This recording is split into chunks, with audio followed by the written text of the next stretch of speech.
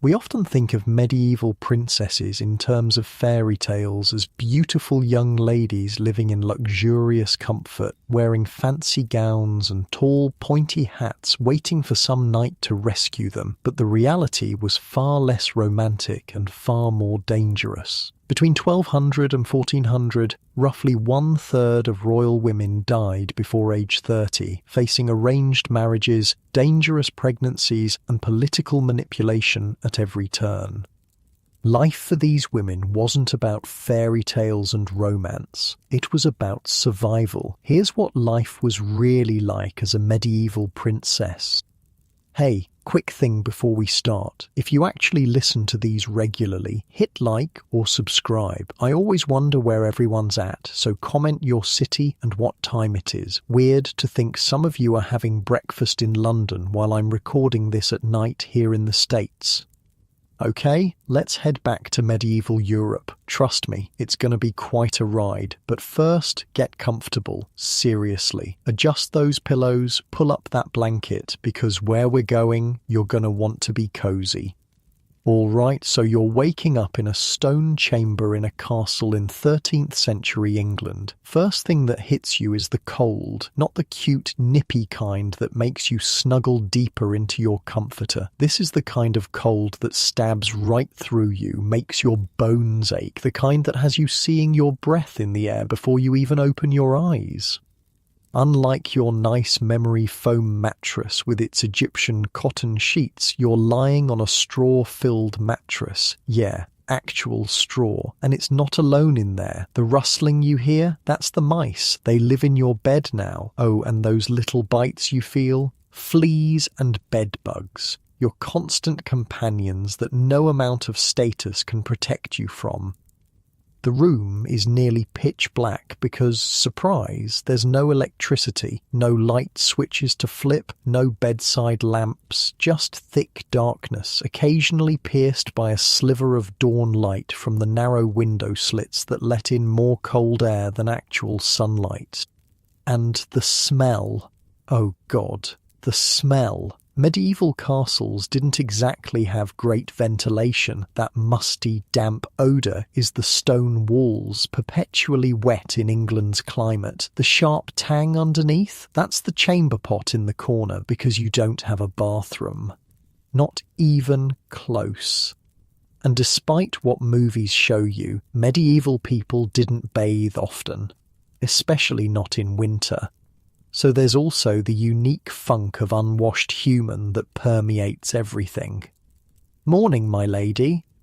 The voice startles you. Right, you're not alone. Your ladies in waiting sleep in the same room as you. Actually, one of them sleeps at the foot of your bed. She's been there all night, listening to you snore, watching you drool. Privacy, not a thing for medieval princesses. The woman who spoke, Alice is her name, is already up and moving around. She's stoking the fire that went out during the night, trying to bring some warmth back into the room. She's been awake for at least an hour already, because that's what servants do. They wake before you, sleep after you, and basically exist to make your life function. It's time for morning prayers, my lady, Alice says, helping you sit up. The household is gathering. This isn't optional. No matter how tired you are, no matter if you're sick, no matter what, morning prayers happen every single day. And as the princess, you need to be there. God comes first. Always. That's non-negotiable in medieval life. Alice helps you out of bed. The stone floor is like ice under your bare feet. In fact, the whole ritual of getting dressed is nothing like slipping into some comfy sweats and a t-shirt. Medieval royal clothing was designed to display wealth and status, not for comfort. First comes the linen shift, the only piece of clothing that gets washed with any regularity. Then the kirtle, a long-sleeved dress that laces up the sides or back. Next, a surcoat, an overdress with sometimes ridiculous sleeves that make it impossible to do anything practical without help. Your feet get stuffed into leather slippers that offer zero support and even less warmth. Arms up Alice instructs as she and another lady wrestle you into your clothing. This isn't your everyday outfit either. This is just for morning prayers. You'll change again after you eat, maybe again before midday meal, and definitely before supper if there are guests. Your hair gets a quick brushing, not a thorough one, because that takes too long and prayers wait for no one. Alice quickly braids it and tucks it up under a linen veil. No, not the tall, pointy hat from fairy tales. Those came later and were worn only in specific regions and times. You're wearing something more like a nun's wimple, a cloth that covers your hair, neck, and frames your face, because a woman's hair is considered too tempting, too sensual to be seen. It must be covered in public. "Hurry now," Alice urges, fastening a cloak around your shoulders. "Your father will be displeased if we're late." And that's something you absolutely want to avoid, because your father isn't just your dad. He's the king, or a powerful duke or earl. Either way, he controls literally everything about your life: where you go, what you eat, what you wear, who you talk to, and most importantly, who you'll marry. Displeasing him isn't just about getting grounded. It could mean being sent away to a convent, or worse, married off to someone truly awful as punishment. So you hurry, following Alice through the winding stone corridors of the castle. They're barely warmer than your room, and just as dark. Servants are scurrying about with lit torches and rushlights, trying to bring some illumination to the gloom. The smell gets worse as you pass near the kitchens, a mix of smoke, unwashed bodies, and food that would turn your modern stomach. You reach the castle's chapel just as the bells are ringing. Everyone is already assembled. Your father at the front, of course, with your mother beside him if she's still alive. Childbirth kills a lot of medieval women. Your brothers, if you have any, are near your father. You and any sisters you have stand behind the men, because that's your place. Always behind the men. The chapel is cold too, but at least there are candles, dozens of them, casting a warm glow that almost makes the place feel cozy. Almost. You can still see your breath in the air. The priest begins the prayers in Latin. You understand some of it. You've heard these same prayers every day of your life, after all. But full comprehension isn't expected of you. You're a woman. Your job is to look pious, follow along with the responses, and set a good example for the household. Our Father, who art in heaven. The familiar words roll out in the priest's monotone. These prayers will go on for at least an hour, standing on the cold stone floor in your thin slippers. Your stomach is growling because you haven't eaten yet, but that doesn't matter. God first, always. I know what you're thinking. This sucks, right? Where's the glamour? Where are the handsome knights and the fancy tournaments? Well, that stuff exists, but it's not the day-to-day reality. The day-to-day is cold, boring, uncomfortable, and rigidly structured. Morning prayers finally end, and you're allowed to go to the hall for breakfast. But don't get excited. Medieval breakfast isn't pancakes and bacon. It's probably bread. Dense, coarse bread, nothing like our fluffy modern loaves, with maybe some ale, yes, even in the morning. Or watered wine if you're lucky, maybe some cheese if it's available, maybe an egg if the chickens are laying well. That's it. And you don't eat alone. The hall is full of people, soldiers, servants, clerks, visitors. Everyone eats together, with your family at the high table at the front of the room, elevated above everyone else. Privacy? Still not a thing. "My lady, your father wishes to speak with you after the meal," Alice whispers as she refills your cup with watered wine.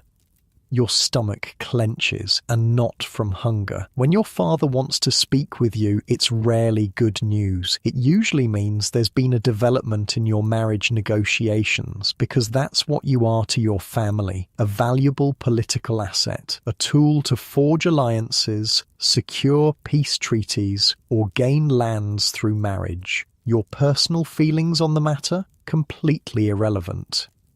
"Do you know what it's about?" you whisper back. Even though ladies aren't supposed to gossip at the table, Alice shakes her head. "No, my lady, but there was a messenger from France last night." France. That could mean anything. An alliance with France would be prestigious, but it would mean leaving England, leaving everything and everyone you know, to go live in a foreign court where you don't speak the language, don't know the customs, and will be viewed with suspicion as a foreigner.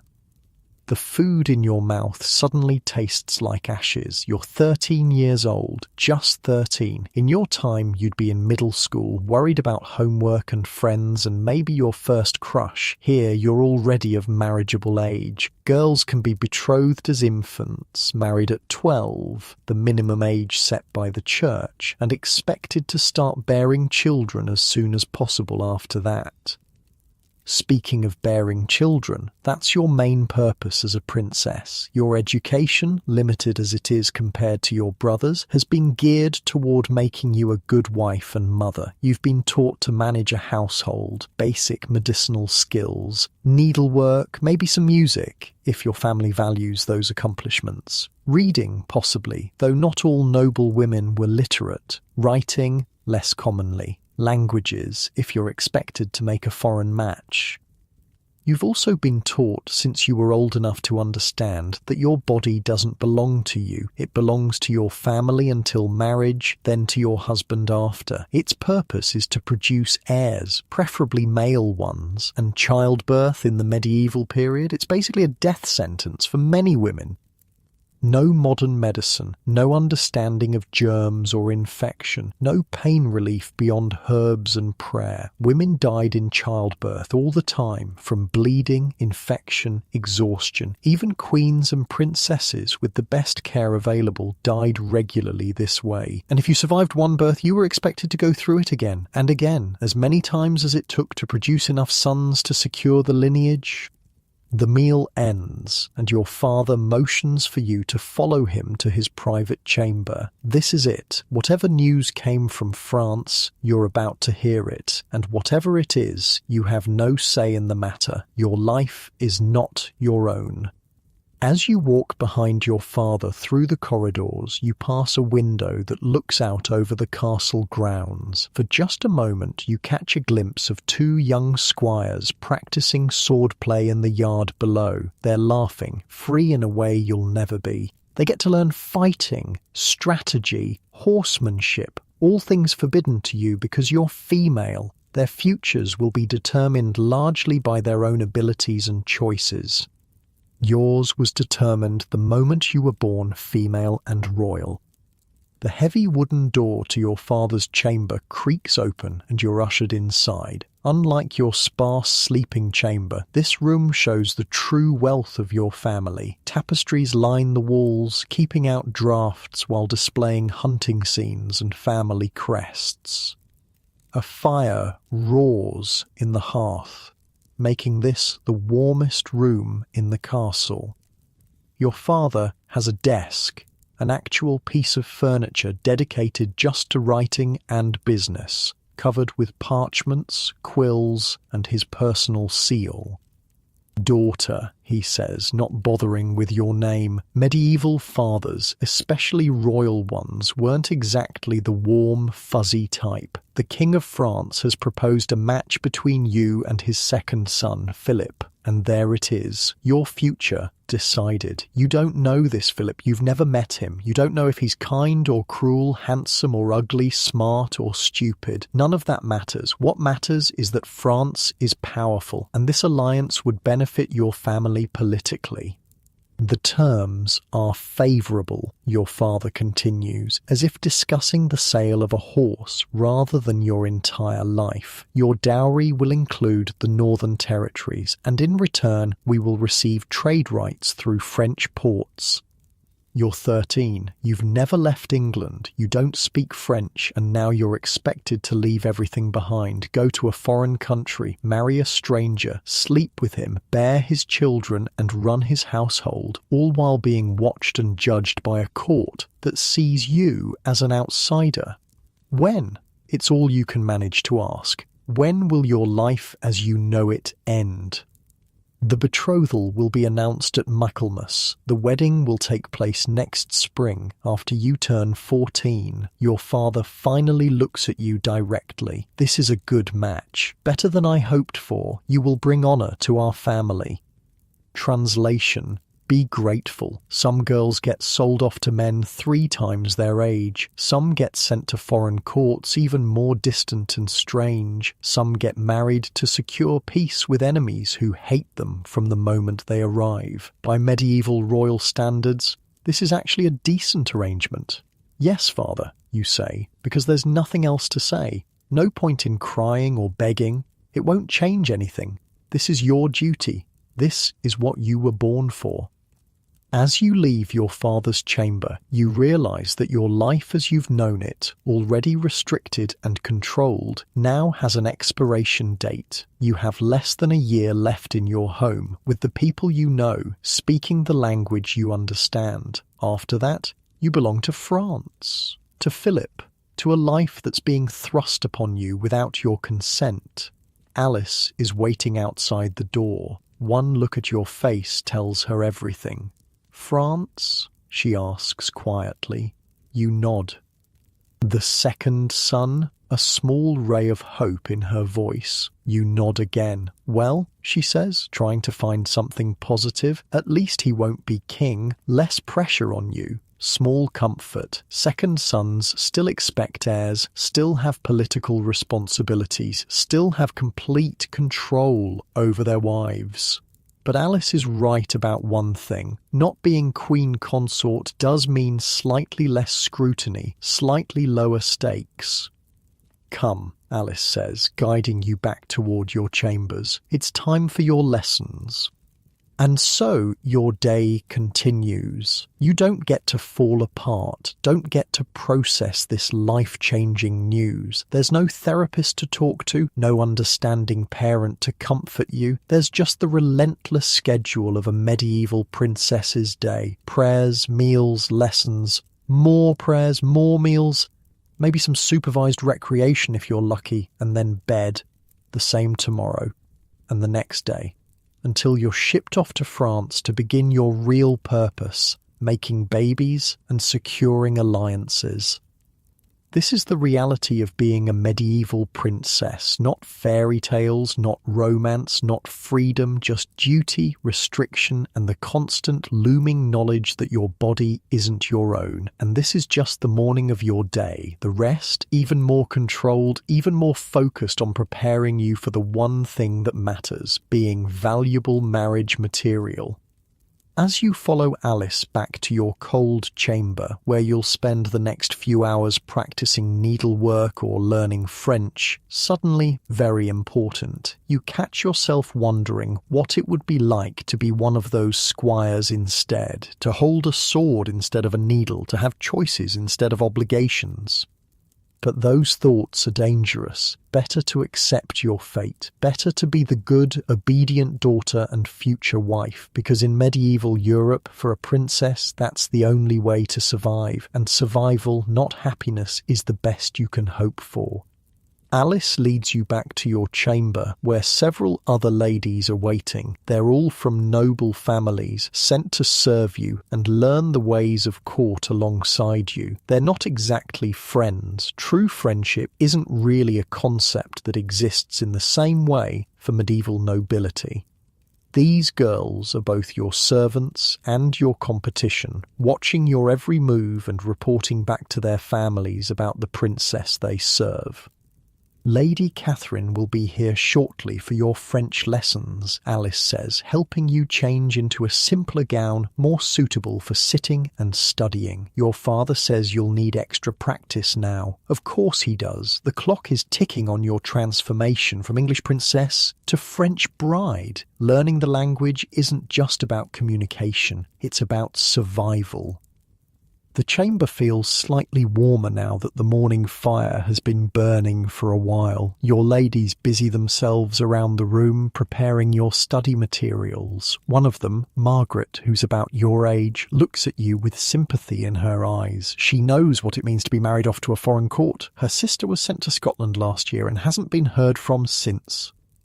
I hear the French court is very grand, Margaret offers, trying to be helpful, much more refined than ours. What she doesn't say, but you both know, is that the French will find every flaw in your manners, your speech, your appearance. You'll be judged mercilessly as the foreign bride, the outsider. No matter how well you prepare, it won't be enough. Lady Catherine arrives, and your heart sinks. She's a stern, thin-lipped woman who spent time in the French court in her youth and never lets anyone forget it. She carries a small wooden paddle that she uses to rap your knuckles when you mispronounce a word. By the end of most lessons, your fingers are red and swollen. "Bonjour, mademoiselle," she says sharply, not bothering with pleasantries in English. "Nous avons beaucoup à faire aujourd'hui." You stare at her blankly. You've been learning French for years. All noble children do, since it's the language of diplomacy, but you're nowhere near fluent, and now, suddenly, your entire future depends on how quickly you can master it. "She said we have much to do today," Margaret whispers, earning herself a glare from Lady Catherine. "En français," Lady Catherine snaps, pointing at you. "Répétez après moi. Je suis la princesse d'Angleterre." You try. God, you try. Je suis la princesse d'Angleterre. Whack, the paddle comes down on your knuckles. Pain shoots up your arm, but you don't cry out. Princesses don't show pain. Again, Lady Catherine demands, "Je suis la princesse d'Angleterre." And so it goes, for 2 excruciating hours. Your tongue twists around unfamiliar sounds. Your throat tightens with the effort of producing nasal vowels that don't exist in English. Your knuckles throb. By the end, you can barely make a fist. What they don't tell you in fairy tales is that medieval education, especially for girls, was often brutal. There was no concept of positive reinforcement, no gold stars for effort. There was only success or failure, and failure meant punishment. "Better," Lady Catherine finally says, though her face shows no satisfaction. "Tomorrow we will work on court etiquette. The French have different customs. You must not embarrass your family." As if you needed the reminder, as if the weight of your entire kingdom's diplomatic relations doesn't already rest on your adolescent shoulders. Lady Catherine leaves, and you flex your fingers, wincing. One of your ladies rushes forward with a small pot of salve made from herbs grown in the castle garden. This too is part of your education, learning which plants heal, which soothe, which poison. Medieval medical knowledge was primitive by our standards, but it was comprehensive in its own way, passed down from woman to woman across generations. "Time for your needlework, my lady," Alice announces, as another lady brings forward your embroidery frame. "This, at least, is something you're good at. All noble girls learn needlework from the time they can hold a needle. It's not just decorative, it's practical. In a world before mass production, everything must be made by hand. Queens and peasants alike spend hours every day with needle and thread, making and mending clothing, linens, tapestries. Your current project is a complex religious scene showing the Annunciation, the angel Gabriel telling Mary she'll bear the Son of God. The symbolism isn't lost on you. Like Mary, you have no choice but to accept the fate handed to you by men who claim to speak with authority. The work is detailed and demanding. You're using silk threads imported at great expense from the East, dyed in vibrant colours that cost more than what a peasant family might earn in a year. The gold thread you're using for the angel's halo is actual gold, pounded thin and wrapped around a silk core. Your family's wealth, literally woven into fabric. Smaller stitches, Alice reminds you, inspecting your work. A French lady would use stitches so small they can hardly be seen. You sigh and pull out the last row, starting again. Your back aches from hunching over the frame, your eyes strain in the dim light coming through the narrow window. Even on bright days, medieval castles are dark inside. Candles and oil lamps are expensive, so you work mostly by daylight, which means your productive hours are limited, especially in winter.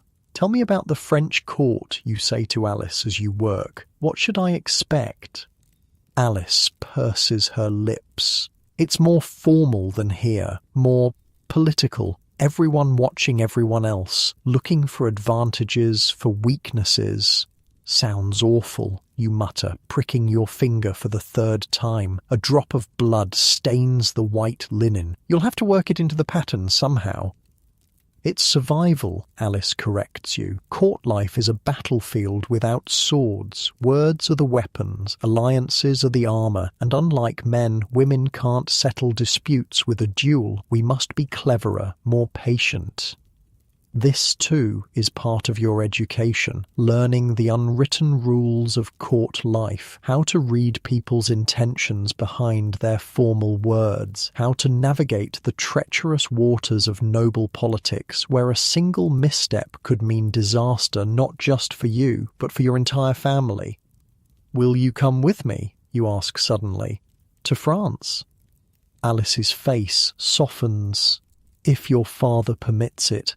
Some of us will accompany you, though many of your ladies in France will be French, chosen by your husband's family to help you adjust. To spy on you, she means, to report your every word and deed back to your new family. To make sure your loyalties shift appropriately from England to France. The morning passes in silence after that, broken only by the soft sounds of needles through fabric and the occasional instruction from Alice. Your thoughts drift to what awaits you in France. Will your husband be kind? Will you be allowed to bring your favourite books? Will anyone there care about what you want, what you think, what you feel? You know the answer. No one cares now. Why would that change in France? Midday approaches, and it's time to change clothes again for the meal. This time you're dressed more formally, as there are visitors to the castle, minor nobles from nearby estates coming to pay respects to your father and, incidentally, to get a look at you, the princess who's made such an advantageous match. You're a curiosity now, a success story in the medieval marriage market. Your value has just increased significantly. The great hall is noisy and crowded when you enter. Trestle tables have been set up in rows, with your family's high table on a raised platform at the front. The stone floor is covered with fresh rushes mixed with herbs that release their scent when crushed underfoot, helping to mask the smells of so many people in one space. You take your place at the high table, careful to observe all the proper formalities, back straight, eyes modestly lowered, hands folded, silent unless spoken to, the perfect medieval lady, giving no one any reason to criticize. The meal is more elaborate than breakfast. Roasted meats, fish, bread, cheese, seasonal vegetables prepared with expensive spices. Wine flows freely. You eat little, your stomach still tight with anxiety about your future. Besides, it's not ladylike to show too much appetite. Medieval beauty standards for noble women prize daintiness, paleness, and delicacy. The one ethereal look that comes from never getting enough sun or food was considered attractive. The plump, rosy-cheeked ideal came much later. "My daughter," your father calls down the table, making you jump. "Lady Catherine tells me your French still needs work." You feel dozens of eyes turn to you. Heat rises in your cheeks. "Yes, father, I'm trying. Try harder," he says bluntly. "I won't have the French court laughing at English education." You nod, eyes lowered again, humiliation burning through you. Public criticism is just another tool in the medieval parenting arsenal. Shame as motivation, fear as incentive. "Perhaps the princess would benefit from a French lady-in-waiting," suggests one of the visiting nobles, "someone who could speak with her throughout the day." Your father considers this, then nods. "A practical suggestion. I'll arrange it." And just like that, another decision about your life is made without your input. Another stranger will be thrust into your intimate daily routine. Another person to judge you, to find you wanting.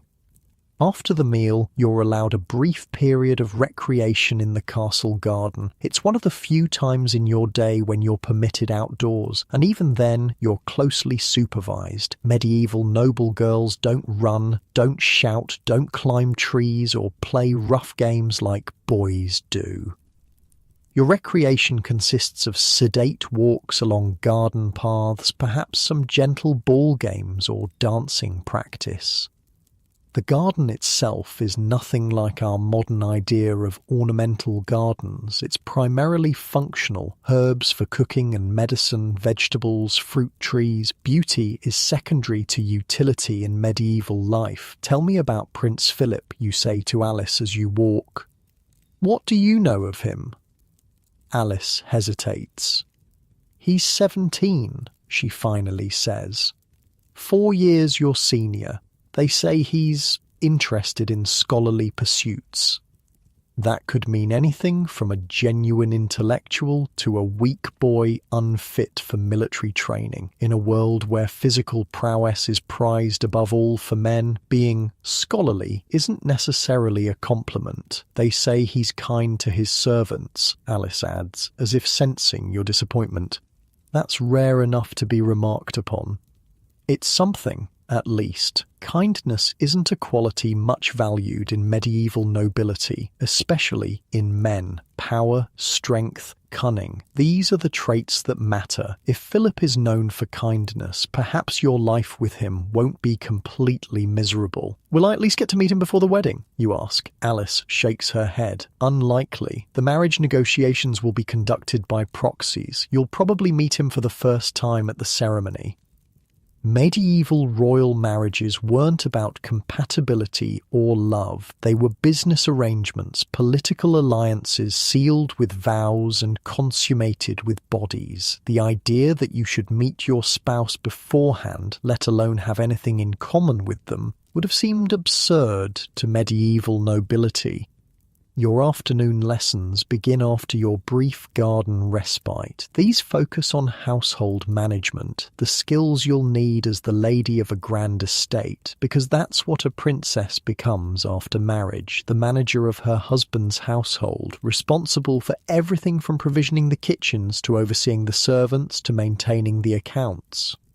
Brother Thomas, a monk from the nearby abbey who serves as the castle's clerk and accountant, arrives with his wax tablets and stylus. Today's lesson is on household expenditures, how to track what's spent, what's saved, what's wasted. A well-run household reflects God's order, Brother Thomas intones, his voice as dry as the parchment he carries. Wastefulness is a sin, carelessness is a sin, ignorance of your resources is a sin. Everything is a sin in medieval Christianity. The fear of hell permeates every aspect of life, every decision, every thought. It's the ultimate control mechanism in a world already rigidly controlled by social hierarchies. Brother Thomas sets a tablet before you, covered in neat rows of Roman numerals. Calculate the cost of provisioning the kitchen for 1 month based on these figures, he instructs. It's tedious, painstaking work. Arabic numerals exist but aren't widely used yet in Europe. Calculations that would take us seconds with modern math take you long, frustrating minutes. There are no shortcuts, no calculators, not even the simple convenience of positional notation that makes our base 10 system so efficient.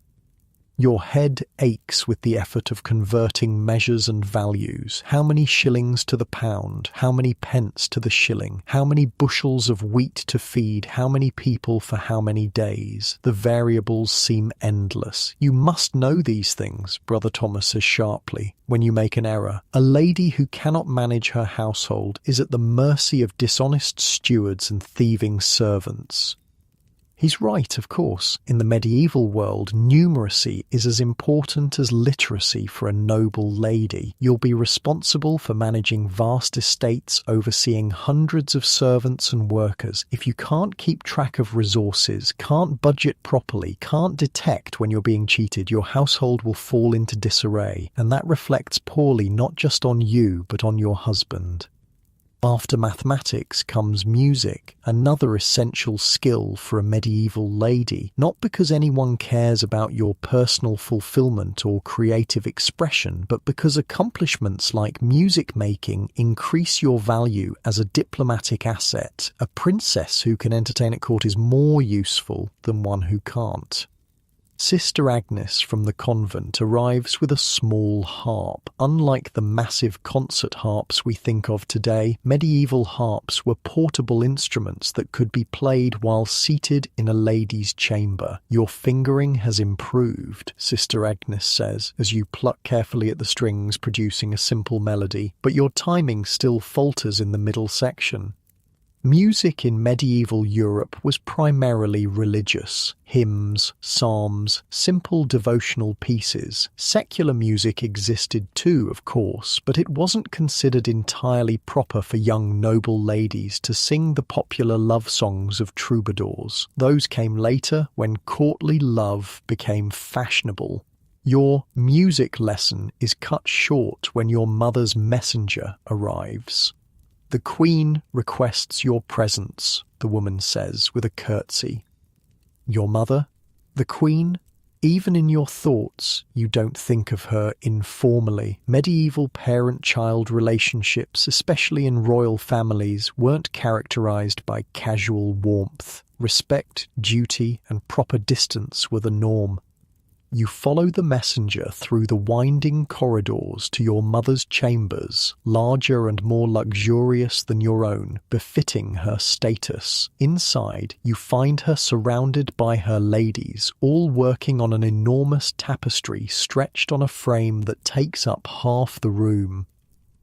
"Daughter," she acknowledges you with a nod.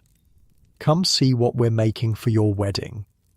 The tapestry shows a symbolic joining of your family's crest with that of the French royal family. The workmanship is exquisite. Your mother is known throughout the kingdom for her skill with a needle. This tapestry will travel with you to France, a visual reminder of the political alliance your body is sealing. "It's beautiful," you say, because it is, despite what it represents. "Sit," your mother commands, indicating a stool near her. "Work on this section. The French court will judge your needlework harshly. You must not shame us." You take your place and begin stitching, adding tiny, precise stitches to the border pattern. Your mother watches critically, occasionally correcting your technique. This, too, is education, learning from the woman who's lived the life you're about to begin. A life of duty, obligation, and carefully concealed emotion. "I've heard about the French match," your mother says after a while, her voice low enough that only you can hear. "It's better than I hoped for. Prince Philip has a reputation for gentleness. Coming from your mother, this is practically gushing approval." You glance at her, surprised by this almost expression of concern for your welfare. "Will it hurt?" you ask, your voice barely audible. You both know what you're asking about: the wedding night, the consummation that will make the political alliance real and binding. Your mother's face remains impassive, her eyes on her needlework. "Yes," she says simply, "but it passes, and then it becomes tolerable in time. Tolerable, not pleasurable, not joyful, just tolerable." That's the best a medieval queen can offer her daughter by way of marital advice. "Remember your duty," she continues, still not looking at you. "Provide heirs, manage his household, bring honour to both families. The rest is unimportant. The rest being your happiness, your desires, your personhood, all unimportant in the grand scheme of medieval political marriage." "Yes, mother," you say, because there's nothing else to say. You work in silence after that, adding stitches to a tapestry that symbolizes your fate. The irony isn't lost on you. With every stitch, you're literally helping to create the artifact of your own subjugation. But that's the nature of being a medieval princess. You're both the commodity being traded and the craftsperson preparing yourself for market. As the afternoon wears on, you're summoned for yet another lesson, this one in religious instruction with Father Ambrose, the castle's chaplain. Religion wasn't just a Sunday activity in medieval Europe. It was woven into every moment of every day, especially for women who were considered morally weaker than men and thus in need of constant spiritual guidance. Father Ambrose is ancient, with rheumy eyes and gnarled hands that tremble slightly as he opens his prayer book. He's been instructing you since you were a small child, teaching you the catechism, the lives of the saints, the proper prayers for every occasion. Today, we will discuss the duties of a wife, he announces, making your heart sink. Even the church is preparing you for your new role. A wife must be obedient in all things, Father Ambrose begins, his voice reedy but firm. As the church submits to Christ, so must you submit to your husband. You've heard this countless times before. The Bible, interpreted through the lens of medieval Christianity, is very clear on a woman's place: subordinate, silent, submissive. A wife must be fruitful, he continues. Children are God's blessing, and to refuse them is a mortal sin. What he doesn't say, but what hangs in the air between you, is the danger that comes with this blessing. Childbirth kills countless women every year. Queens and peasants alike die bringing new life into the world. You've seen it happen. Ladies of the court who disappeared to their chambers for confinement and never emerged again. A wife must be modest, temperate, patient, and kind, Father Ambrose drones on. She must guard her tongue, her thoughts, and her actions, for she carries her husband's honour as well as her own. In other words, you have the responsibility without the authority, the blame without the power, the classic double bind of medieval womanhood. The lesson continues with example after example of virtuous wives from Scripture and the lives of saints, women who endured abuse, neglect, even torture without complaint, women who sacrificed everything for their husbands, their children, their faith, women whose only reward came after death.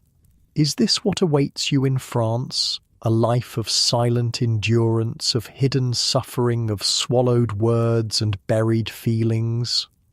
By the time Father Ambrose finally closes his book, the sun is setting. Your day of education is nearly complete, but there's one final lesson before supper: dancing, because a princess who can't perform the complex court dances will be an embarrassment to her family and her husband. Master Henri, the dancing master brought from France specifically to teach you the latest court dances, waits in the great hall. He's thin and elegant, with a perpetual expression of barely concealed disdain for the English court he considers provincial and backward. "Mademoiselle," he greets you with a bow that somehow manages to be both proper and ironic.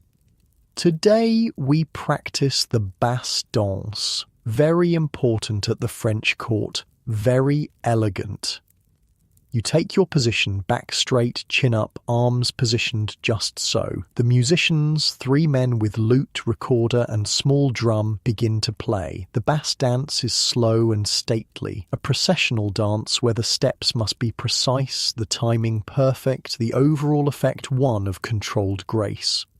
It's harder than it looks. Medieval dancing isn't the free-form movement we think of today. It's rigidly choreographed, full of symbolic gestures and formal patterns. Every step, every turn, every hand position has meaning, and all of it must be performed while wearing heavy, restrictive clothing, maintaining perfect posture, and never, ever looking like you're exerting yourself. Non, non, non. Master Henri interrupts, clapping his hands sharply. The 3rd step is back, then left. You go left, then back. All wrong again. And so you begin again, and again, and again. Your feet ache in your thin slippers. Your back screams from the unnatural posture. Sweat trickles down your spine, making your gown stick uncomfortably to your skin. But you don't complain. You don't ask for a rest. You don't show any sign of fatigue or frustration, because princesses don't do that. They endure. They persist. They perfect themselves for the roles they're required to play. After what feels like hours, Master Henri finally pronounces your performance acceptable, barely, and dismisses you to prepare for the evening meal. You return to your chamber, where your ladies help you change again into your formal evening attire. As Alice brushes your hair, now allowed to be worn loose for the evening since you're still unmarried, you catch a glimpse of yourself in the polished metal mirror on your dressing table. Not glass. Glass mirrors exist, but are incredibly rare and expensive. This reflection is dimmer, less defined, like looking at yourself through water. The face that looks back at you is young, so young, with traces of childhood still visible in the roundness of your cheeks, but your eyes look older, tired, resigned. This has been just one day in your education as a medieval princess, one day of countless identical days, all designed to shape you into something useful to your family and your future husband, not to prepare you for a fulfilling life of your own choosing. That concept doesn't exist, but to make you a valuable asset in the medieval political landscape. Tomorrow there will be more French lessons, more religious instruction, more household management training, the day after, the same, and the day after that, until spring comes and you're shipped off to France like a well-trained horse being delivered to its new owner. You turn away from the mirror as Alice fastens a gold circlet around your head, the visible symbol of your rank, the gilded cage of your privilege. "It's time for supper, my lady," she says softly. "Your father will be waiting." You nod and rise, arranging your features into the serene mask expected of a princess. Whatever you're feeling, fear, resentment, grief for the life you'll never have, must remain hidden. That, perhaps, is the most important lesson of your education. True feelings are a luxury medieval princesses cannot afford. You walk to the great hall for supper, flanked by your ladies. The corridors are busier now than earlier in the day, servants hurrying to and fro with platters and pitchers, guards changing shifts, visitors preparing to dine with your family. The castle is like a small town, with hundreds of people living and working within its walls, and you, as the princess, are at the centre of it all, watched, judged, discussed. The great hall blazes with light now, dozens of candles and torches illuminating the space for the evening meal. It's the brightest the castle gets, and the warmest, with so many bodies packed into the stone room. The smell is a mix of food, smoke, sweat, and the herbs crushed underfoot in the rushes on the floor. As you enter, a hush falls briefly over the closest tables. People nudge each other, whisper behind hands. There she is, the princess, the one going to France, the one making such a good match. You pretend not to notice, keeping your eyes modestly lowered as you make your way to the high table. Your father is already seated, deep in conversation with the most important visitor, a bishop from a neighbouring diocese, his purple robes marking his rank. Your mother sits at your father's left, silent but watchful, her eyes taking in everything. You take your place a few seats down, where you're expected to make conversation with the bishop's secretary, a thin, nervous man with ink-stained fingers. This, too, is part of your duty, entertaining guests, making them feel welcome, representing your family's hospitality. But there are rules, strict rules about what a princess can discuss. "I trust your journey was pleasant, sir?" You begin with the expected pleasantry. He nods, clearly uncomfortable at dining with royalty. "Yes, Your Highness, most pleasant." "And your work for the bishop? It must be fascinating." Another safe topic, a man's work. You can ask about it, express appropriate admiration, but never suggest you understand it or could do it yourself. The secretary relaxes slightly, launching into a description of manuscripts copied and letters written. You listen with practiced attention, making all the right noises of interest at all the right moments. This is a skill you've been developing since childhood, seeming engaged while your mind wanders elsewhere. Servants move around the hall, bringing platters of food to each table according to rank. The high table is served first, of course, and gets the best portions, the tenderest cuts of meat, the whitest bread, the richest sauces. Food in medieval Europe is as much about status as nourishment. The first course arrives, a soup of leeks and almond milk, served in shared bowls. Two people typically share each bowl, another reminder that privacy doesn't exist here. You're paired with the secretary, who looks terrified at the prospect of potentially touching spoons with a princess. "Please," you say, gesturing for him to begin. "Always defer to male guests." Another rule. The meal progresses through multiple courses: fish in a saffron sauce, roasted capon, a pie filled with spiced meat. Each dish is heavily seasoned, not just for flavour, but to demonstrate wealth. Pepper, cinnamon, cloves, nutmeg. These spices cost a fortune, imported along trade routes that stretch across the known world.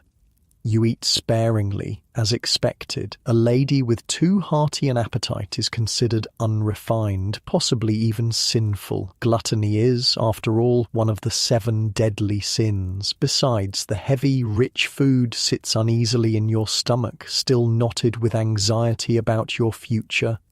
Your father stands, raising his cup in a toast to the bishop. Everyone falls silent, waiting for the king to speak. His words are formal, full of references to church and state, the bonds between secular and religious power. Politics, always politics, even at the dinner table. The bishop responds with equal formality, though you notice his eyes wandering occasionally to the serving girls moving between tables. Not all churchmen live up to their vows of chastity. It's an open secret at court, something everyone knows, but no one mentions directly. As the meal draws to a close, musicians begin to play from a gallery above the hall. Not the formal dance music you've been learning, but livelier tunes for entertainment. Your father signals to you, an almost imperceptible nod. This is your cue. Part of your duty as princess is to demonstrate your accomplishments to honoured guests. You rise and move to join the musicians, where a harp has been placed ready for you. All eyes turn to you as you sit, arranging your gown carefully, positioning your fingers on the strings. The hall quiets. This is a performance, a display of your family's culture and refinement through your skill. You begin to play, a religious piece that showcases both technical ability and proper piety. Your fingers move smoothly over the strings, producing clear, sweet notes that rise to the timbered ceiling. Years of practice, hours of repetition, countless corrections from tutors, all for moments like this when you serve as a living ornament to your father's court. When you finish, there's appreciative applause. The bishop nods his approval. Your father looks satisfied. Your mother's face shows nothing, but when you return to your seat, she touches your hand briefly, the closest thing to public praise you'll ever receive from her. The entertainment continues with professional musicians and a troupe of acrobats, a special treat for the bishop's visit. You watch with suitable appreciation, though these performers are regulars at court, and you've seen their acts many times before. As the evening wears on, your father stands, signalling the end of the formal meal. This is when the men will withdraw to discuss serious matters: politics, church business, warfare, while the women return to their chambers. The gender division is absolute in medieval court life. You rise with your mother and the other ladies, curtsying to your father and the bishop before withdrawing. The secretary looks almost relieved to see you go. Maintaining conversation with a princess was clearly stressful for him. But your day isn't over yet. As you return to your chambers, Alice informs you that a message has come from the steward. There's a matter requiring your attention in the kitchens. Now? You ask, surprised. It's unusual for such things to come up in the evening. The bishop's party brought additional mouths to feed, Alice explains. There's a question about tomorrow's provisions. This is a reminder of your other role, not just ornamental princess, but lady of the castle, responsible for the practical running of a huge household. Medieval noble women weren't just decorative. They were managers of complex domestic operations. You follow Alice down winding stairs to the kitchen area. Unlike the Great Hall, which at least makes a pretense of elegance, the working areas of a medieval castle are purely functional. The kitchens are hot, smoky spaces with massive hearths for cooking, tables for preparation, and storage areas for provisions. The kitchen staff bow or curtsy as you enter, depending on their gender. The head cook, a stout woman named Agnes with forearms like a blacksmith's from years of hauling pots, approaches with a worried expression. "Begging your pardon, my lady," she says, wiping her hands on her apron. "But with the bishop's men we're short on saltfish for tomorrow's meal, it being Friday and all." Friday. A fast day in the Christian calendar when meat is forbidden. Fish is the main alternative, and apparently the kitchen stores are running low. This is the kind of practical problem that falls to the lady of the castle. Not important enough for the king to concern himself with, but essential to the smooth running of the household and the proper observation of religious customs.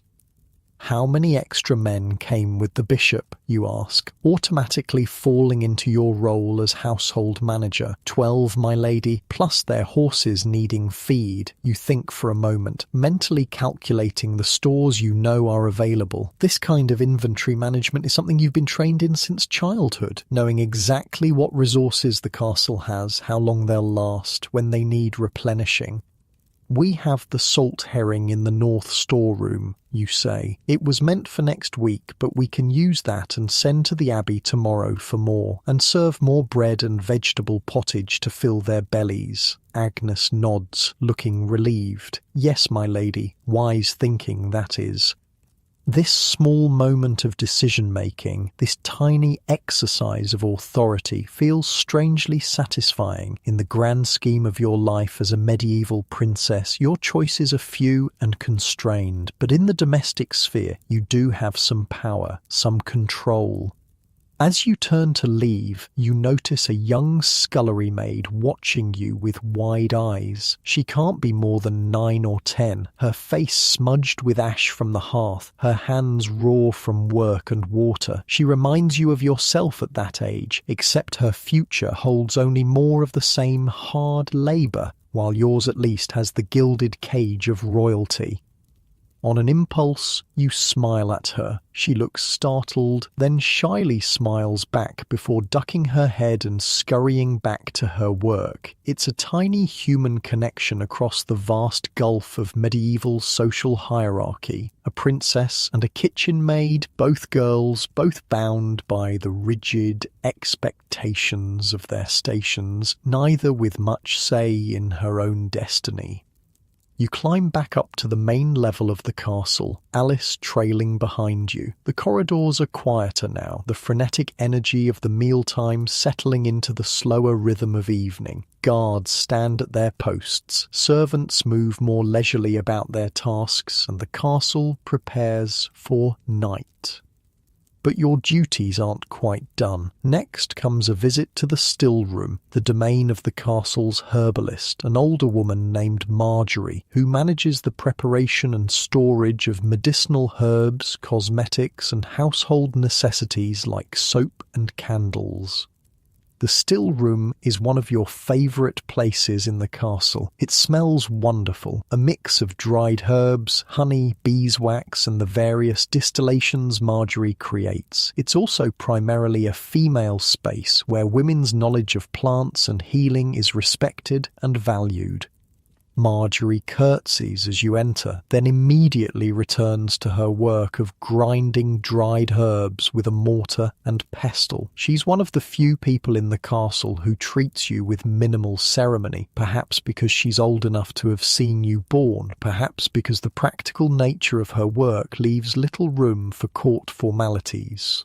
"The lavender salve is ready," she says without preamble, "and I've prepared more of the rose water you like for washing."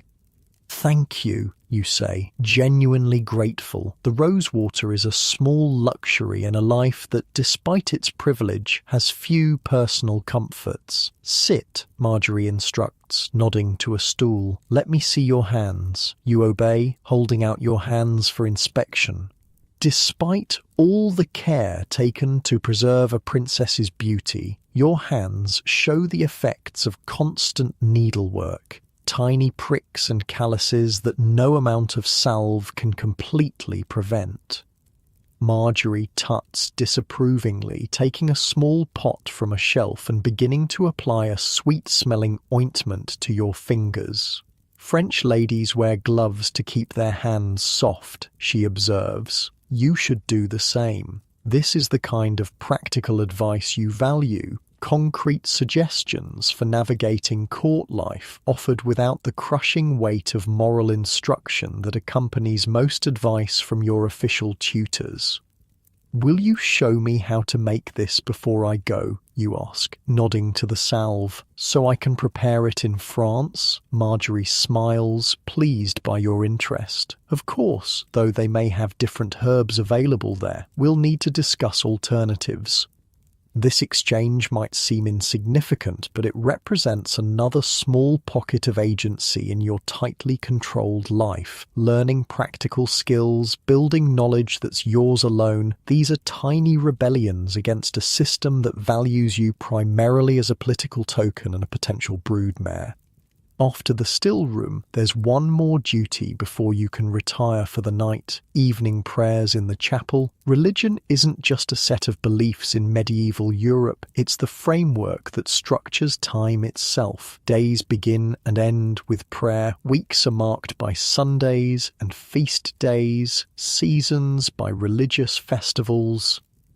The chapel is dimmer now than it was for morning prayers, lit only by a few candles that cast long shadows across the stone walls. The space feels more intimate, more mysterious in this half-light. You kneel on the hard stone floor, ignoring the discomfort as you've been taught to do.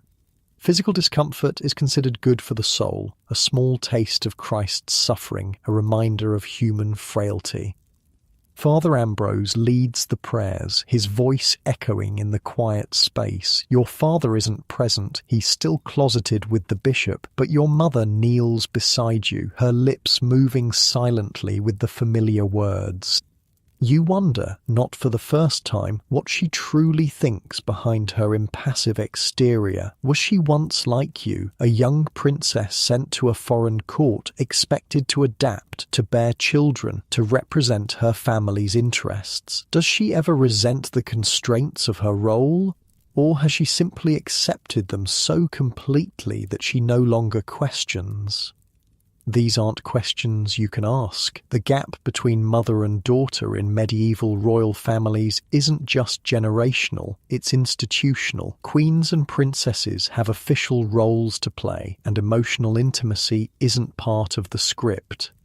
Evening prayers conclude, and at last your official duties for the day are done. You return to your chamber, where your ladies help you prepare for bed. The elaborate gown comes off, replaced by a simple linen shift for sleeping. Your hair is brushed and braided for the night. A warming pan filled with hot coals is passed between the sheets of your bed to take the worst chill off the linen. Outside, the castle settles into its nighttime routine. Guards change shifts, calling out to each other from the battlements. Servants bank fires to keep them burning slowly through the night. In the great hall, some of the household knights and squires prepare their pallets for sleeping. Dogs curl up near the kitchen hearths, waiting for morning scraps. The massive gates are checked and barred against the dangers of the world outside.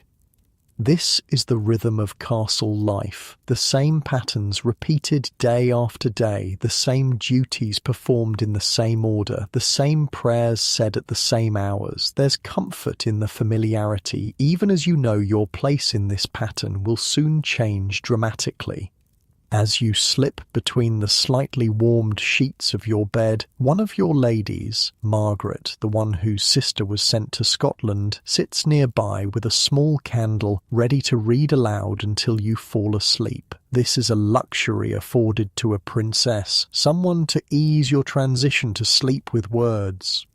"What shall I read tonight, my lady?" Margaret asks, holding up several options: a book of saints' lives, a collection of prayers, or a volume of more secular tales that somehow made its way into the castle library. The tales, you decide, feeling slightly rebellious. Stories of adventure and romance are considered somewhat frivolous for young ladies, potentially dangerous to moral character, but tonight you want to escape, at least in your mind, to worlds where things happen differently than in your tightly prescribed reality. Margaret begins to read, her voice soft in the dim chamber. The story tells of knights and quests, magical forests and mysterious castles. It bears little resemblance to the actual life of medieval nobility you experience daily, but that's precisely its appeal. Your other ladies settle onto their pallets on the floor, listening as they prepare for sleep. Alice sits mending by the dying fire, her needle flashing in the low light. The chamber grows quiet except for Margaret's voice and the occasional pop from the hearth. Outside, you can hear the night watch calling the hours. 10 o'clock and all's well. Their voices carry across the castle bailey, a reminder that even in darkness, the structures of medieval life continue. Someone is always watching, always guarding, always maintaining the boundaries that keep each person in their proper place. Your eyes grow heavy as Margaret reads on. The day's lessons and duties, anxieties and small triumphs blur together as sleep approaches. Tomorrow will bring more of the same. More French lessons, more religious instruction, more preparation for your role as a French prince's wife. But for now, in these quiet moments between waking and sleeping, you allow yourself to imagine alternatives. What if you weren't born a princess? What if you could choose your own path? What if the world were arranged differently, with girls valued for more than their marriage prospects and childbearing capacity?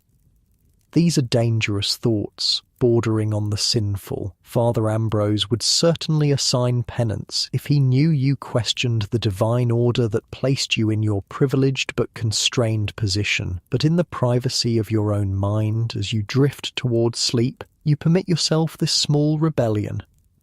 Margaret's voice grows more distant as you slip toward dreams. The story she reads mingles with your own thoughts, creating impossible scenarios where princesses rescue themselves, choose their own husbands, or decide not to marry at all, where your value isn't determined by your family connections or your intact maidenhead or your potential to bear sons. In reality, your path is set. In a few months, you'll leave everything you know for a foreign court and a stranger's bed. You'll be expected to adapt, to represent English interests while becoming French in your loyalties, to produce heirs that strengthen the alliance between two sometimes hostile kingdoms. It's a heavy burden for young shoulders, this weight of international politics and dynastic ambitions, but it's the burden every medieval princess carries, has always carried, will continue to carry for generations to come. As sleep finally claims you, your last conscious thought is a question.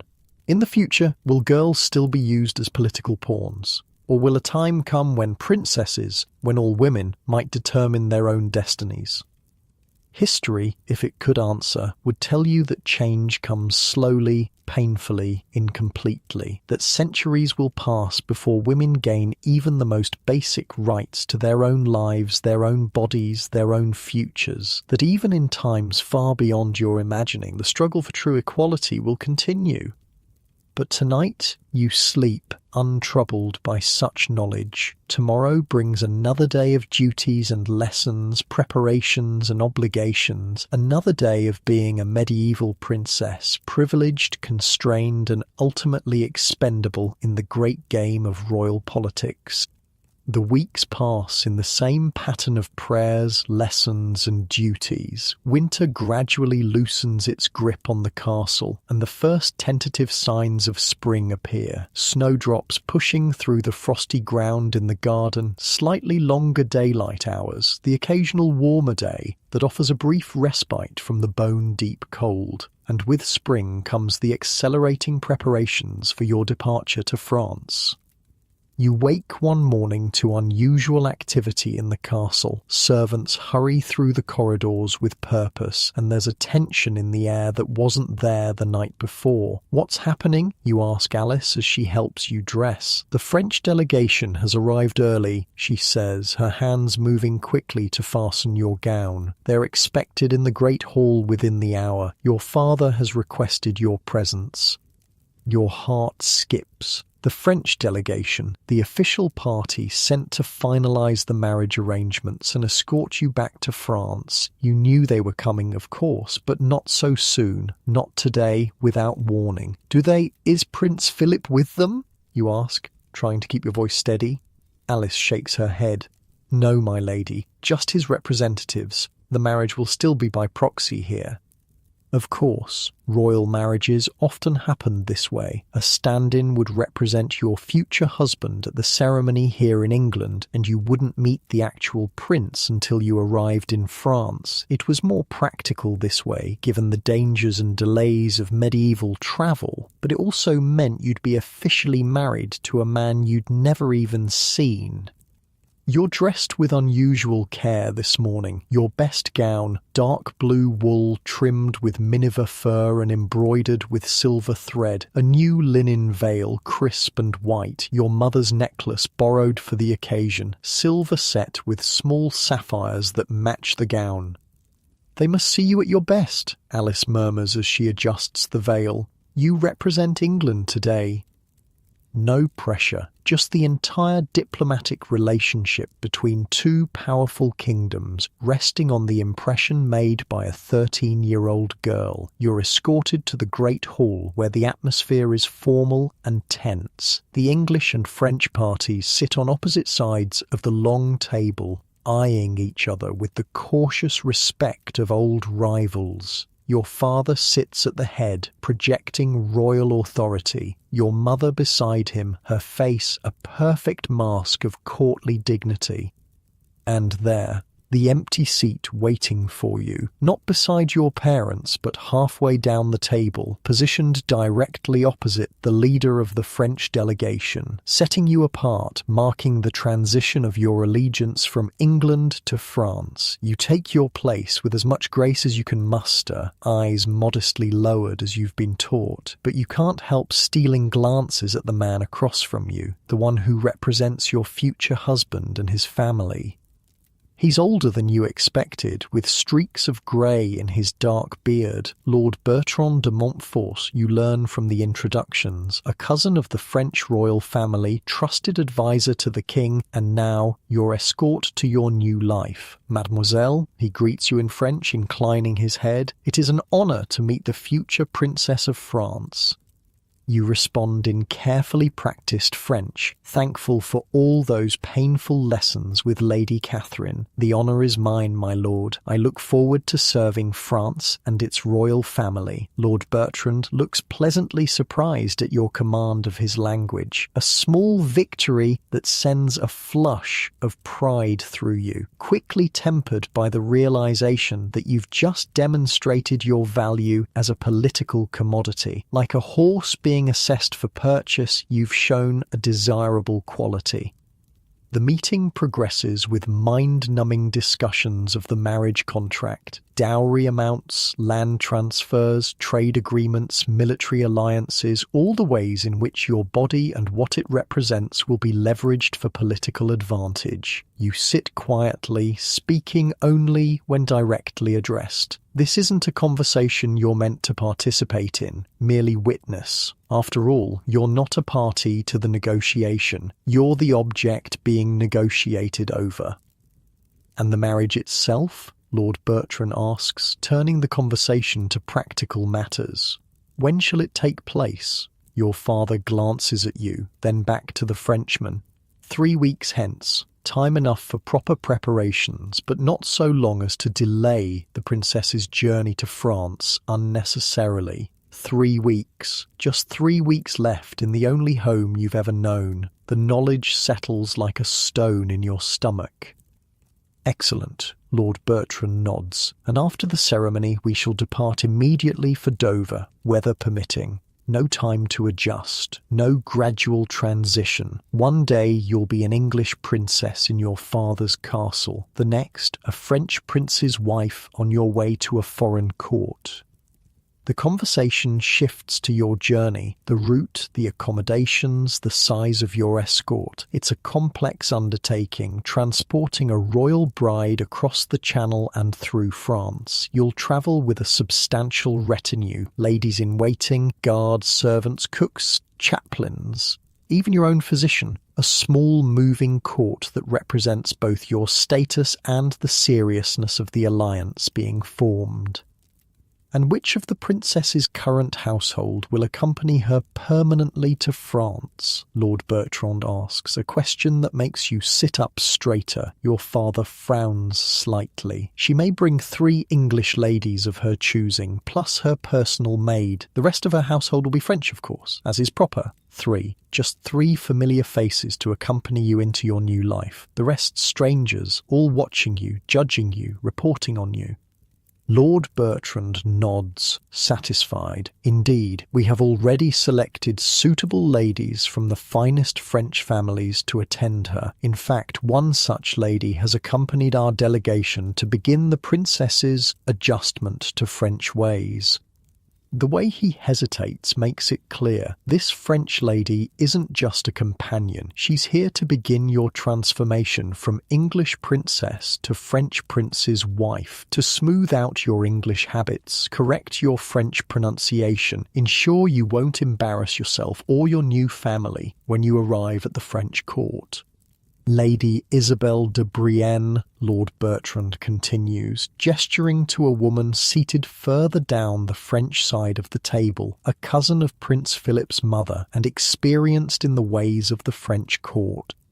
You look at Lady Isabel, trying not to stare. She's perhaps 30, elegantly dressed in the French fashion, which is noticeably different from English styles. Her headdress is more elaborate, her sleeves more tightly fitted, her colours more vibrant. She meets your gaze briefly and offers a small, reserved smile, assessing you just as you're assessing her.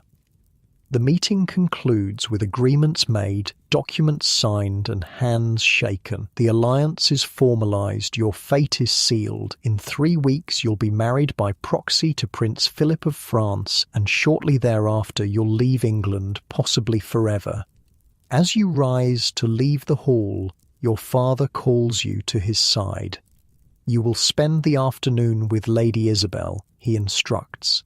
Begin learning what will be expected of you at the French court. Not a request, an order. You curtsy in acknowledgement and turn to find Lady Isabel waiting for you. "Shall we walk in the garden, Princess?" she suggests in French, her accent much more refined than your tutor's. The weather is finally clement enough for it. You nod, not trusting yourself to speak. The garden. A small reprieve. At least you won't be immediately closeted in a chamber with this stranger, this harbinger of your new life. The castle garden is showing the first real signs of spring. Tender green shoots pushing up through the soil, a few early flowers braving the still cool air. Lady Isabel walks beside you, her movements graceful and measured. Your own ladies follow at a discreet distance, giving you privacy to speak but remaining within sight as propriety demands. You must have many questions, Lady Isabel says after a moment of silence. About France, about the court, about Prince Philip. So many questions they tangle in your throat, making it impossible to voice any of them, but one pushes its way forward. Is he kind, you ask simply? Lady Isabel's expression softens slightly. Prince Philip is thoughtful, scholarly, as you may have heard, not given to the hunts and tournaments his elder brother favours. She pauses, choosing her words carefully. He will not be cruel to you, princess, that much I can promise. Not exactly a ringing endorsement of his character, but better than the alternative. You've heard enough stories of princesses married to monsters to know how much worse your situation could be. The French court is more formal than what you're accustomed to, Lady Isabel continues, shifting to practical matters. More political. Every gesture, every word carries meaning. You will be watched constantly, judged by standards you don't yet understand. "Oh, sounds terrible," you murmur before you can stop yourself. To your surprise, Lady Isabel laughs, a genuine sound that transforms her composed face. It is, rather, but it's also magnificent. The music, the art, the conversations, there's nothing like it in Europe, and as a princess, you'll have access to all of it. She stops beside a stone bench and sits, gesturing for you to join her. "May I speak plainly, princess?" You nod, curious despite your apprehension. "Your position will be difficult at first," she says, her voice lower now. "You are young, foreign, untested. There will be those at court who wish to see you fail, particularly the mothers and sisters of girls who might have married Prince Philip instead." The bluntness is startling, but oddly refreshing after months of platitudes and religious instruction about wifely duties. "But," Lady Isabel continues, "you have advantages. Your youth means you can adapt more easily. Your beauty will win some to your side. And most importantly, you are intelligent. I can see that clearly. You blink, unused to being complimented for your mind rather than your appearance or your piety." "Use that intelligence," Lady Isabel advises. "Watch before you speak. Learn who holds real power, not just official titles. Find allies, and most importantly, give France an heir as quickly as possible. Nothing will secure your position more effectively. There it is, again, the reduction of your value to your womb and what it can produce." Even this relatively forthright conversation circles back to the fundamental purpose of a princess, producing the next generation of royalty.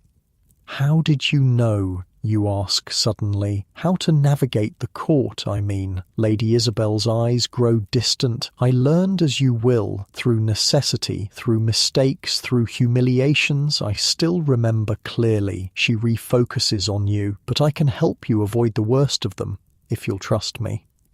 It's the first time anyone has offered actual practical help rather than vague religious platitudes about being a good wife. Despite yourself, you feel a small flicker of gratitude toward this French lady who doesn't sugarcoat the challenges ahead. "Now," Lady Isabel says, standing and resuming her more formal demeanour, "let us discuss the French court fashions. Your current wardrobe, while fine for England, will need significant additions before you are presented to the king." And so begins your French education in earnest. No longer theoretical lessons about a someday future, but specific practical preparation for a reality that's now just weeks away. The next 3 weeks pass in a blur of activity. The castle is transformed from its usual functioning state to a hive of wedding preparations. New tapestries are hung in the great hall, provisions are ordered in enormous quantities, guests begin to arrive, nobles from across the kingdom coming to witness the proxy marriage of a princess. Your own transformation is equally intense. New gowns are made in the French style under Lady Isabel's exacting supervision. Your French lessons increase to 3 hours daily. You're taught new court dances, new table manners, new ways of walking and sitting and speaking. Back straighter, Lady Isabel instructs, tapping between your shoulder blades as you practice processing across the chamber. Eyes level, not down as you've been taught here. A French princess shows more confidence. It's exhausting, this constant correction, this reshaping of habits formed over your entire life, but there's no time for rest, no space for complaint. The date approaches relentlessly, and you must be ready. One afternoon, as your ladies are fitting you for your wedding gown, your mother makes a rare appearance in your chamber. Everyone immediately curtsies, then resumes their work as she observes silently from the doorway. After several minutes, she dismisses them all with a gesture. Even Lady Isabel, who looks surprised but complies. Suddenly, you're alone with your mother, something that almost never happens. Come, she says, moving to sit by the window where the light is better. Let me look at you. You approach cautiously, uncertain what this unusual audience means. Your mother examines you with a critical eye, taking in the half-finished French-style gown, the new way you hold yourself under Lady Isabel's tutelage. You look well, she finally says. The French style suits you. From your mother, this is lavish praise. You murmur a thank you, still wondering why she's here. I have something for you, she continues, opening a small pouch at her belt and withdrawing an object wrapped in silk. This has been passed from mother to daughter in my family for generations. She unwraps the silk to reveal a ring, gold, set with a small but perfect ruby, not ostentatiously valuable like the jewels you'll receive as wedding gifts, but clearly ancient, worn smooth by centuries of women's fingers. My mother gave it to me when I left Spain to marry your father, she says, her voice softer than you've ever heard it. I wore it always under my gloves where no one could see it, a reminder of who I was before I became England's queen. She takes your hand and slides the ring onto your finger. It fits perfectly, as if it were made for you. Your loyalty must be to France now, to your husband and the children you will bear him, she continues, her voice returning to its usual measured tone. But this is to remind you that you came from somewhere, that you carry the blood of kings and queens before this marriage. You stare at the ring, then at your mother's face, seeing, perhaps for the first time, the young Spanish princess she once was. How frightened she must have been, coming to a strange country to marry a strange man. How alone she must have felt. Thank you, you whisper, and, on impulse, you lean forward and kiss her cheek, something you haven't done since early childhood. She stiffens slightly in surprise, then places a hand briefly against your hair. Be brave, she says simply, and then she's gone, leaving you with the ring and a new understanding of the woman who has always seemed so remote, so perfectly moulded to her role as queen. That night, lying in bed, you twist the ring on your finger and think about the generations of women who wore it before you, all facing the same fate, all sent away from home to marry men they didn't know, all expected to build new loyalties while somehow preserving something of themselves. Did they find happiness eventually? Did they grow to love their husbands, their new countries? Or did they simply endure, doing their duty year after year until death finally released them? There are no diaries to tell you, no intimate conversations where royal women shared their true feelings. The inner lives of medieval princesses and queens remain largely invisible to history, glimpsed only through official records and the occasional personal item passed down, like this ring. The wedding day arrives with the inevitability of the tide. You're awakened before dawn, not by Alice as usual, but by your mother's ladies. Today is different. Today everything changes. The ritual of dressing takes hours. First a bath, a rare luxury, especially in the colder months, scented with herbs and flower petals. Then layer upon layer of clothing, each more elaborate than the last. The linen shift, the silk underdress, the wedding gown itself, cream-coloured silk, embroidered with gold thread and seed pearls, its sleeves lined with Miniver fur, its train so long it requires 2 girls to carry it. Your hair is washed and dried before the fire, then arranged in elaborate braids wrapped around your head like a crown. Unlike a normal day, it's left partially visible, a symbol of your unmarried state that will change during the ceremony when your head is fully veiled to indicate your new status as a wife.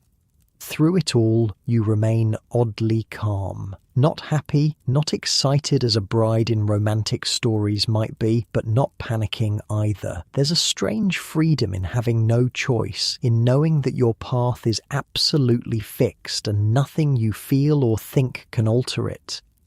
The great hall has been transformed. Fresh rushes mixed with wildflowers cover the floor. New tapestries depicting scenes from the lives of married saints hang on the walls. Candles by the hundreds illuminate the space, their light reflected in silver and gold plate, displayed prominently to demonstrate your family's wealth. Guests fill every available space. English nobles in their finest attire, the French delegation in even more elaborate garments, all watching as you enter on your father's arm. The music, harps, recorders, small drums shifts to a stately processional as you walk slowly toward the makeshift altar at the far end of the hall. And there waits your husband, not Prince Philip, who remains in France, but his proxy, Lord Bertrand, standing stiffly in formal attire. Beside him, looking incongruously pleased, is Father Ambrose, who will perform the ceremony. The wedding itself passes in a blur of Latin phrases and symbolic gestures. You speak your responses by rote, having rehearsed them countless times. You extend your hand when prompted, feel the weight of the ring as Lord Bertrand slides it onto your finger on behalf of the absent prince. And just like that, you are married. Not in body, the marriage won't be consummated until you reach France and meet your actual husband, but in law, in politics, in the eyes of the church and both kingdoms. There's a feast afterward, more elaborate than any you've experienced before. Course after course of expensive delicacies, wines from the finest vineyards, subtleties, elaborate sugar sculptures shaped like the joined coats of arms of England and France. You sit in the place of honour, now officially a French princess rather than an English one. Lord Bertrand, having completed his proxy duty, has returned to his place with the French delegation. The seat beside you remains conspicuously empty, a reminder of your husband's absence, of the strange limbo you now inhabit as a married virgin, a wife without a husband. Throughout the meal you receive gifts, gold cups from a duke, a reliquary containing what is claimed to be a splinter from the true cross, illuminated prayer books, jewels to adorn your person and your future home in France. Each gift giver approaches, bows or curtsies, presents their offering with formal phrases of congratulation. You respond with equally formal thanks, your French now fluent enough after Lady Isabel's intensive training that even the French delegation looks impressed. It's all performance, a diplomatic spectacle with you at its centre. Nothing about this day is for you. It's for the alliance, for the kingdoms, for the future heirs you'll produce. Your feelings are irrelevant to everyone present, except perhaps to Alice, who stands behind your chair, occasionally leaning forward to whisper practical advice. Small sips only. It's strong wine. The fish has bones. Be careful. Lord Edwin is watching for a reaction to his gift. Look pleased. These small kindnesses, these moments of genuine concern for your comfort and success are like droplets of water in a desert. They remind you that beneath the pageantry and politics, there are still human connections that matter. As the feast stretches into the evening, musicians play and acrobats perform. Under normal circumstances, a wedding night would follow, the bride and groom escorted to their chamber by ribald guests, the marriage consummated and verified. But your situation is different. Your real wedding night awaits you in France with a man you've still never met. Instead, as the festivities begin to wind down, Lady Isabel appears at your side. "We should retire, Princess," she says quietly. "Tomorrow will be an early start." Tomorrow. The journey begins. You nod and rise, making your formal farewells to the assembled guests. Your father kisses your forehead, a rare public display of affection. Your mother embraces you briefly, and then you're being escorted back to your chamber, surrounded by your ladies, for your last night in the only home you've ever known. The chamber looks different. Your personal belongings have been packed in trunks that line the walls, ready for tomorrow's departure. The room feels emptier, echoing slightly as you move through it. Your ladies help you out of the elaborate wedding gown, carefully folding it to be packed. It's unlikely you'll ever wear it again. It served its ceremonial purpose today. In France, you'll have new gowns made to the latest French fashions, designed to impress your new court. Dressed in your sleeping shift, you dismiss most of your ladies, keeping only Alice to help you prepare for bed. As she brushes your hair, now loose again after the elaborate wedding style, you find yourself studying her familiar face in the polished metal mirror. You'll come with me to France?" you ask, needing to hear it confirmed yet again. Alice nods, meeting your eyes in the reflection. "Of course, my lady. I've already packed my things." And Margaret, your young lady in waiting who shared stories with you, yes, she's coming too, and Lady Eleanor and Lady Catherine. Alice names the other two English ladies who will form the small core of familiar faces in your new French household. It's not much. Just 4 English women among the dozens of French attendants who will surround you at the French court. But it's something, a small piece of home to take with you. "Are you afraid?" you ask Alice suddenly, "of going to France?" Alice's hands pause briefly in their rhythmic brushing. "Yes," she admits quietly, "but also curious. It's a grand adventure, in its way. An adventure. You hadn't thought of it like that. To you, it's been an ending, the end of childhood, the end of familiarity, the end of whatever small freedoms you enjoyed as a daughter rather than a wife. But perhaps Alice is right. Perhaps there's something to be gained in this enforced journey, this new beginning." "What do you think he's like?" you ask, not needing to specify who you mean. "Really like, I mean, not what Lady Isabel says." Alice considers carefully before answering. "I think he's probably as nervous as you are. He didn't choose this match any more than you did." It's a startling thought. Somehow you've been imagining Prince Philip as a fully formed adult, confidently waiting for his bride to be delivered. But Alice is right. He's only 17, hardly more than a boy himself, also bound by duty and family expectations. "Maybe he's nice," you say, sounding young even to your own ears. "Maybe we'll get along." Alice smiles gently. "Maybe you will. And if not, well, royal couples often lead separate lives once heirs are secured. You'll have your own household, your own interests. It's cold comfort, but realistic. Medieval royal marriages aren't about companionship or love. They're about alliances and heirs. If you're lucky enough to find friendship with your husband, that's a bonus, not an expectation.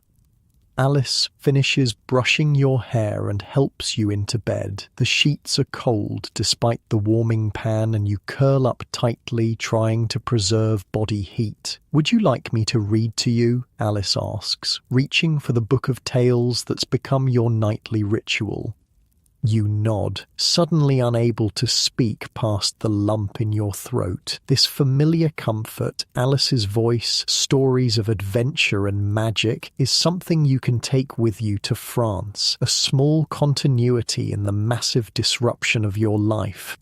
As Alice reads, you close your eyes and try to imagine what awaits you across the channel. A new castle, a new court, a husband with a scholar's mind, and, if Lady Isabel is to be believed, a gentle disposition. Perhaps it won't be as terrible as your worst fears suggest. Or perhaps it will be worse in ways you haven't even considered. The uncertainty hangs over you like a cloud as you drift towards sleep, listening to Alice's voice telling stories of knights and ladies, quests and discoveries, endings both happy and sad. Tomorrow brings the beginning of your own quest, not one you chose, but one you must undertake nonetheless. And as consciousness fades, you find yourself hoping, against all medieval reality, for something like a happy ending of your own. Dawn breaks cold and misty on your departure day. You've barely slept, drifting in and out of anxious dreams where you're lost in labyrinthine French castles, unable to understand the words spoken around you. Alice gently shakes you awake before the bells for morning prayers. "It's time, my lady," she says softly. You rise without protest. The familiar routines of dressing have a final bittersweet quality this morning. The same linen shift, the same woolen kirtle, the same veil covering your hair. But today these English garments wrap you for a journey from which you may never return.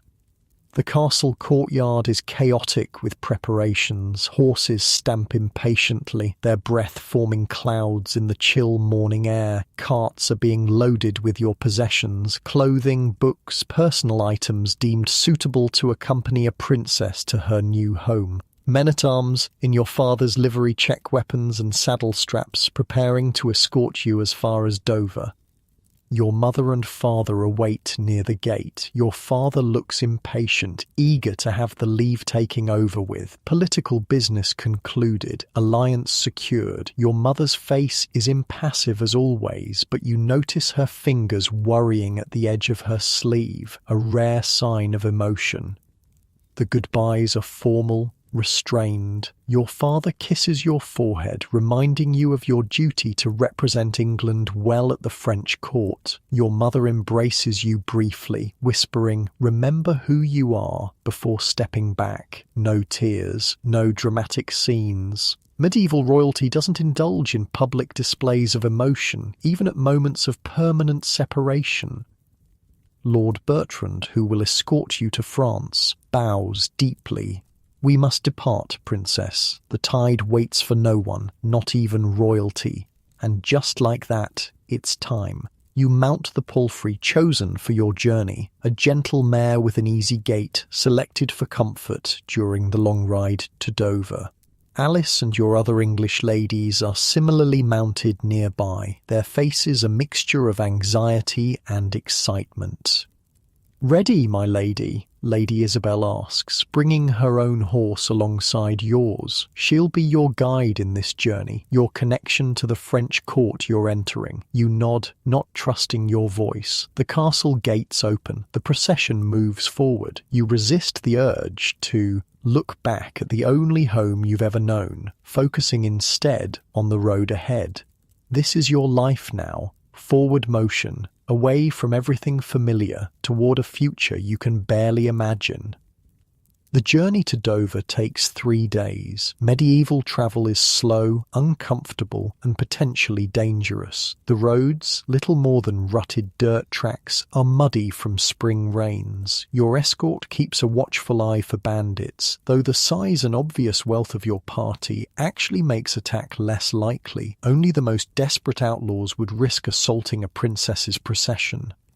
You sleep in abbeys along the way, the safest, cleanest accommodations available. Still, clean is a relative term in medieval Europe. The straw mattresses provided for you almost certainly harbour fleas and other tiny residents. The food is plain but plentiful, offered with appropriate deference to your rank. Try to rest well tonight, Lady Isabel advises as you reach the abbey where you'll spend your final night on English soil. The Channel crossing can be challenging.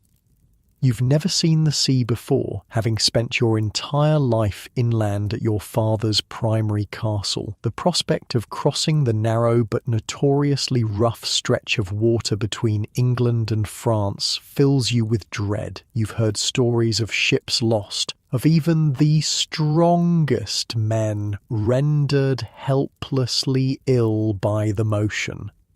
That night, you barely sleep again. The unfamiliar abbey with its stone walls and echoing corridors feels hostile, transitional, neither home nor destination, just a waypoint in your journey. Alice sleeps on a pallet near your bed, her breathing the only familiar comfort in this strange place. Morning comes too quickly. A brief meal, another change of clothes, into a warmer travelling outfit for the sea crossing, and then the procession is moving again, down to the harbour at Dover, where your ship waits. The smell hits you first. Salt air mixed with fish, tar, rope, and the indefinable stench of a medieval port town where sewage runs directly into the harbour. Then the noise, sailors shouting, gulls screaming, the constant creaking of ships against their moorings. And, finally, the sight. The vast expanse of grey-green water stretching to the horizon, choppy with whitecaps under a threatening sky. That's our vessel. Lord Bertrand points to a ship larger than the fishing boats, but tiny compared to the expanse of water it must cross. The Sainte Marie, one of the best in the royal fleet. It doesn't look particularly reassuring. Wooden, open to the elements except for a small cabin at the rear, dependent entirely on wind and human muscle to make the crossing. Medieval seafaring is primitive, dangerous, and terrifyingly subject to the whims of weather. "Come, Princess," Lady Isabel says, taking your arm. "Best to board quickly and be settled before the tide turns." Boarding involves being half carried by sailors down slippery steps to a small boat, then rowed out to where the Sainte Marie is anchored. The little boat bobs alarmingly on the waves, water occasionally splashing over the sides, soaking the hem of your gown. By the time you reach the ship, you're already cold, damp, and feeling distinctly unwell. The cabin assigned to you is barely large enough for a narrow bed, really just a shelf with a thin mattress, and a small chest for immediate necessities. Alice and Lady Isabel will share the space with you. Your other ladies must make do with sheltered spots on deck, huddled under cloaks and blankets. The crossing usually takes about half a day with favourable winds, Lady Isabel explains, helping you settle on the bed. Try to sleep if you can. It's easier that way. Sleep proves impossible as the ship leaves the relative shelter of the harbour and encounters the full force of the channel. The vessel pitches and rolls, creaking ominously with each wave. The small cabin reeks of tar and salt and the previous passenger's sickness. Within an hour, you're violently ill, as are most of the women in your party. Alice holds your hair back as you retch miserably into a bucket, too sick to feel embarrassed. Lady Isabel, surprisingly, seems unaffected. "I've made this crossing many times," she explains, handing you a cloth dampened with vinegar to wipe your face. "One gets accustomed to it."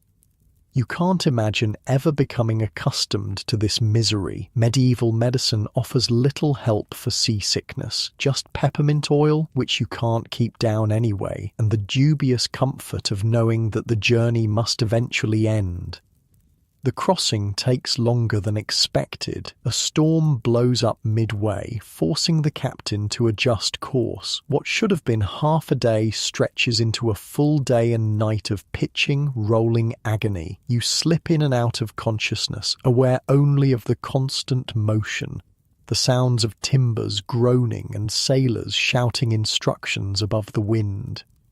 You find yourself praying, not the formal rote prayers taught by Father Ambrose, but desperate personal pleas for survival. Medieval sea travel kills countless people every year. Ships sink without warning. Bodies are never recovered. You could disappear beneath these grey waves, and the political machinery would simply adjust. Another princess would be found for Prince Philip. Another alliance would be made. But finally, mercifully, the motion changes. The ship steadies somewhat. Voices outside the cabin sound more confident, less urgent. "We're approaching Calais," Lady Isabel announces, opening the cabin door to let in a blast of salt air. "Come, Princess, you should be seen on deck as we arrive." It's the last thing you want. You're pale, unwashed, your hair tangled by salt spray, your clothes stained with sickness. But once again, duty trumps personal comfort. You allow Alice to help you into a clean gown, difficult in the confined space, and do what she can with your hair before joining Lady Isabel on deck. The French coastline is visible now, a smudge of grey-green on the horizon that gradually resolves into definite land. Calais harbour comes into view, smaller than Dover but busier, with more ships and an impressive stone fortress guarding the approach. "That's the Château de Calais," Lady Isabel explains, "built by the Count of Boulogne to protect the harbour. We'll stay there tonight before continuing to Paris." Paris, the French royal court, Prince Philip, your future. It all becomes suddenly terrifyingly real as the ship manoeuvres into the harbour. This is France. You're no longer under your father's protection, no longer in a land where you speak the primary language, no longer just a princess in waiting. Now you're a wife, a diplomat, a living symbol of alliance between sometimes hostile kingdoms.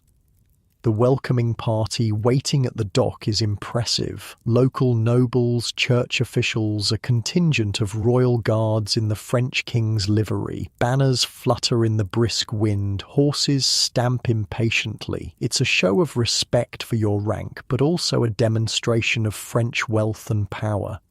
You're half carried off the ship, still weak from the journey. A litter awaits to transport you to the chateau, a courtesy that makes you pathetically grateful. You don't think your legs would support you for the walk. The Château de Calais is smaller than your father's castle, but more ornate, with elaborate stone carvings decorating its facade. Inside, you're escorted to chambers prepared for your arrival, surprisingly comfortable, with fresh rushes on the floor, a fire already burning in the hearth, and a tub of steaming water waiting. "A bath, thank God," Alice murmurs, already helping you out of your travel-stained clothes. It's a luxury you desperately need after the crossing. Medieval hygiene is minimal at the best of times, and travel makes it worse. The hot water, scented with lavender and rosemary, is heaven against your salt-chafed skin. Alice washes your hair, working out the tangles with patient fingers. Clean, dressed in fresh clothes and fed a light meal of bread and broth, all your stomach can handle after the seasickness. You feel almost human again, but there's no time to truly rest. Barely an hour after your arrival, Lady Isabel informs you that the local nobility await an audience. "They've come to pay respects to the new Princess of France," she explains, already selecting appropriate jewellery to complement your gown. "It's expected." So, you put on the mask of royalty once more, back straight, head high, expression pleasant but dignified. You enter the chateau's great hall and take your seat in the chair of honour, receiving the bows and curtsies of French nobles whose names you immediately forget in your exhaustion. You speak the formal French phrases Lady Isabel taught you, accepting their welcome, expressing appropriate gratitude for their hospitality. Your accent betrays you as English, of course, but your grammar is correct, your vocabulary appropriate. Small victories. After what feels like hours, but is probably only one, Lady Isabel finally escorts you back to your chambers. "You did well," she says, with what sounds like genuine approval. "But rest now. The journey to Paris begins tomorrow, and it's much longer than the one from London to Dover." She's not exaggerating. The journey from Calais to Paris takes over a week, travelling through countryside that grows progressively more spring-like as you move south. Unlike in England, where you slept in abbeys, here your party stops at the castles of various nobles along the route. Each night brings another formal welcome, another feast you must attend despite your exhaustion, another round of memorising French names and titles. The travel itself is grueling. Medieval roads are rough at best, impassable at worst. Spring rains have left many sections muddy and rutted. Your litter, carried by 4 strong men who rotate with others throughout the day, jolts and sways uncomfortably. By the 3rd day, your back aches constantly. By the 5th, you've developed sores where your body presses against the wooden frame despite the cushions. "We're making good time," Lord Bertrand assures you during one rest stop, as if that's any comfort. "We should reach Paris in 3 more days, weather permitting." The weather doesn't permit. A spring storm hits, bringing driving rain that turns the road to mud and forces your party to seek shelter at a manor house, smaller than planned. Accommodations are cramped. You share a bed with Alice and Lady Isabel, all 3 of you still in your damp clothes because there's no privacy to change. "At least it's warm," Alice whispers in English, trying to find something positive in the situation. It is warm, surprisingly so. The shared body heat under the woolen blankets creates a cocoon of comfort that reminds you of childhood, of times when illness or cold would prompt your nurses to sleep beside you. There's an intimacy to it that feels alien after years of increasing separation and formality as you grew into your role as princess. Lady Isabel, overhearing the English comment, surprises you by responding in the same language. "The French countryside has its charms even in bad weather," she says, "though I admit I prefer the comforts of Paris." "You speak English?" you ask, startled. In all your weeks together, she's insisted on French. Lady Isabel smiles in the darkness. "Of course. How else would I understand what you and your ladies whisper when you think I can't comprehend? But don't tell the others. It's a useful advantage." You laugh despite yourself, a genuine laugh, possibly the first since leaving England. There's something reassuring about discovering that Lady Isabel, strict taskmaster and the embodiment of French court expectations, has a touch of the conspirator about her. The storm passes. The journey resumes, and finally, after what feels like months but has been less than 2 weeks, the spires of Paris appear on the horizon. Notre Dame, Lady Isabel points out the massive cathedral rising above the city walls, and there, the palace, your new home.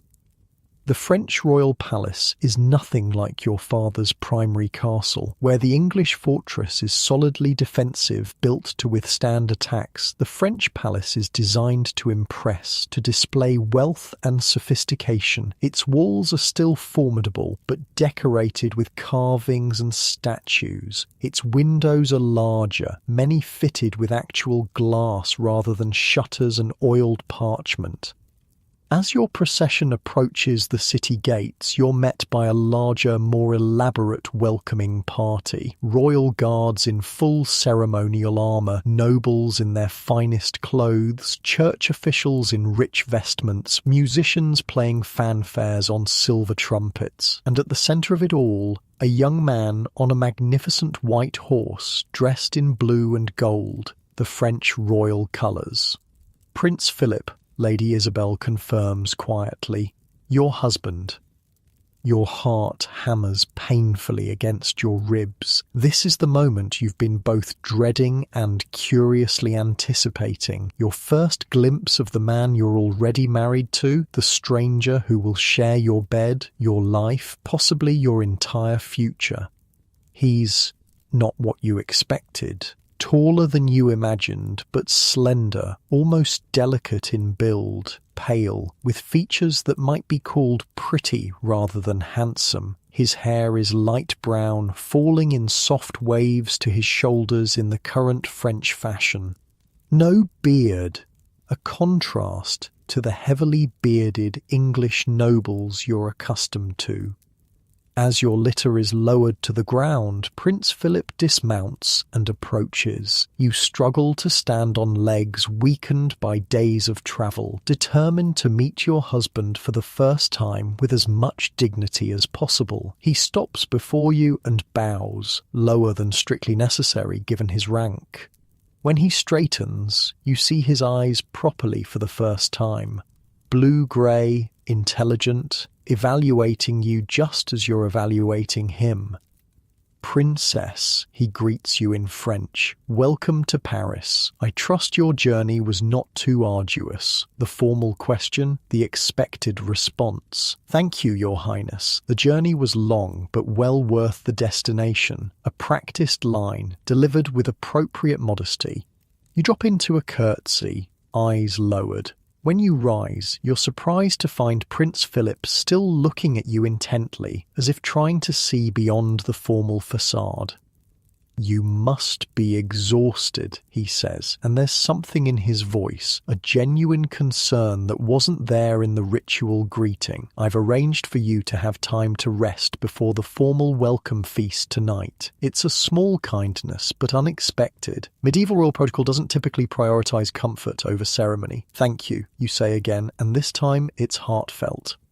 He offers his arm to escort you through the city gates. It's a symbolic gesture, the prince personally bringing his bride into his domain, but it also provides practical support for your shaky legs. You place your hand lightly on his sleeve, feeling the rich velvet beneath your fingers, and step forward into your new life.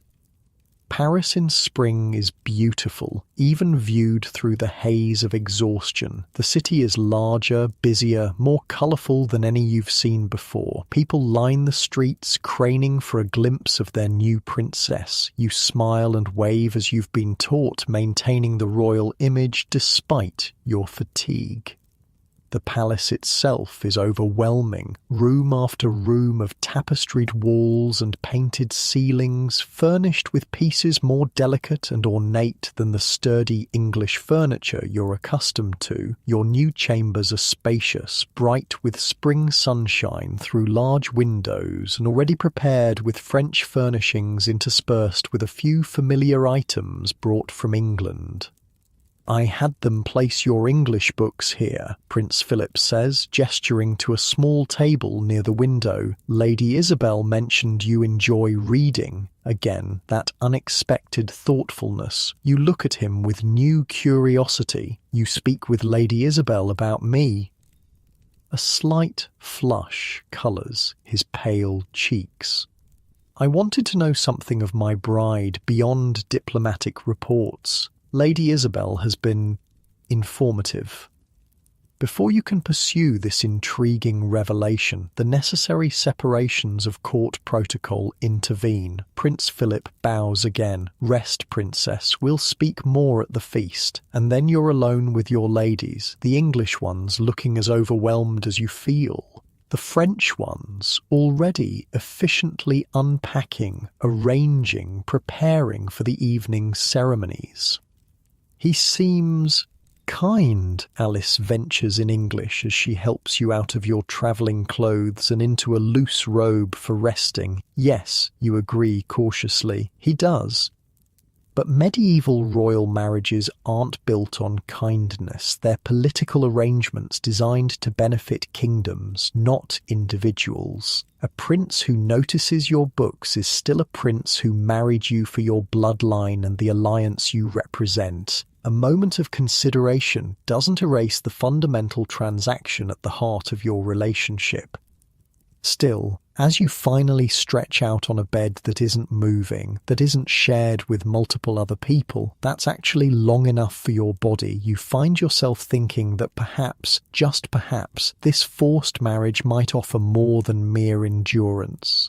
Sleep claims you almost instantly, dreamless and deep after so many days of discomfort and anxiety. When Alice wakes you for the evening feast, you feel more rested than you have since leaving England. The French ladies have laid out your gown for tonight, she says, gesturing to an elaborate creation of deep blue silk trimmed with silver. It's in the French style. Of course it is. You're a French princess now, expected to look the part. Your English clothes, suitable as they were for the journey, will be quietly replaced with French fashions, just as your English habits, English expressions, English self will be gradually overwritten with French versions. The gown is beautiful, if unfamiliar in its cut and weight. The French ladies, whose names you're still struggling to remember, dress you with efficient hands, explaining the differences in how the garment fastens, how the sleeves attach, how the belt sits lower on the hips than you're accustomed to. Your hair is arranged in the French style too, braided and coiled against your head, covered with a veil that's sheerer than English propriety typically allows. Jewels are added, a necklace of sapphires, earrings of pearl, rings for several fingers. The overall effect, when you glimpse yourself in a polished metal mirror, is of someone familiar yet strange. Yourself, but filtered through French expectations. Beautiful, Lady Isabel pronounces, inspecting the final result. The court will be impressed. And Prince Philip, you ask, before you can stop yourself. Lady Isabel's eyes soften slightly. I believe he already is, Princess, but yes, he will be pleased with your appearance tonight. The feast is a blur of introductions, elaborate dishes, music and conversations in rapid French that leave you struggling to keep up despite your years of language training. You're seated beside Prince Philip at the high table with the King of France on his other side. The Queen is absent. Ill, you're told, though whether physically or mentally remains unclear. Prince Philip proves surprisingly helpful, occasionally translating a particularly rapid or idiomatic phrase quietly for your benefit. He seems genuinely concerned that you understand what's happening around you, that you aren't left adrift in the sea of French court life. Tomorrow, he tells you between courses, I'll show you the palace gardens. They're at their best in spring. I'd like that, you reply, and are surprised to realize it's true. After so many days confined in litters and ships and rain-soaked manors, the prospect of gardens in bloom is genuinely appealing, as is the chance to know more about this thoughtful, scholarly prince who notices your books and translates difficult phrases. But beneath the pleasant conversation, the beautiful surroundings, the seemingly kind attentions of your new husband, an undercurrent of anxiety persists. Tonight, after the feast, comes the true consummation of your marriage, the physical union that seals the political alliance. The beginning of what medieval society views as your primary purpose, producing heirs for France. You're 13 years old, you've been instructed in the basics of what will happen, primarily by Alice, since your mother's advice was limited to "it passes," but instruction is not experience. The unknown looms, simultaneously frightening and unavoidable. As the feast finally winds down, that anxiety sharpens to near panic. Lady Isabel appears at your side, ready to escort you to the bedchamber where the consummation will take place. In French royal tradition, you'll be ceremonially prepared for bed, blessed by a priest, and Then, left alone with your husband for the actual consummation. "Breathe, princess," Lady Isabel murmurs as you rise from the table. "Just breathe." Lady Isabel leads you through the palace corridors to a chamber you haven't seen before, larger than your assigned bedchamber. It's clearly designed for this specific purpose, the consummation of royal marriages. A massive bed dominates the space, hung with embroidered curtains displaying both English and French royal symbols. Candles illuminate the room, casting soft light and gentle shadows. Several women wait inside, French ladies you recognize from court wearing expressions of professional detachment. This too is part of medieval royal protocol. The preparation of a bride for her wedding night isn't private or personal. It's a ceremonial event, witnessed and assisted by court ladies whose role is to ensure traditions are followed correctly. "They'll help you prepare," Lady Isabel explains quietly. "I'll remain with you until after. After, when you're alone with Prince Philip, when the marriage becomes real in the most intimate way possible." The French ladies begin the ritual undressing, removing the elaborate court gown, the jewellery, the headdress. Layer by layer, your armour of formality is stripped away. You're acutely conscious of your body, still childishly thin in some places, newly curved in others. The awkward in-between state of early adolescence, not yet the fully formed woman these ladies expect you to become overnight. You're dressed in a special nightgown, white linen, finer than any you've worn before, embroidered with symbols of fertility and blessed by a priest. Your hair is unbound and brushed until it shines, falling loose around your shoulders. Rosewater is dabbed at your wrists, your throat, behind your ears. Throughout it all, you remain silent, retreating into the quiet space inside your mind where you've always found refuge from the demands of your role. Your body is being prepared as a vessel for dynastic ambitions, for the children who will cement the alliance between England and France. But your thoughts remain your own. A knock at the door. The priest enters, an elderly man with kind eyes that crinkle at the corners. He speaks the traditional blessing, invoking divine favour on the marriage bed, on the union of bodies that will produce the next generation of royalty. The French ladies curtsy deeply as he makes the sign of the cross over the bed, over you.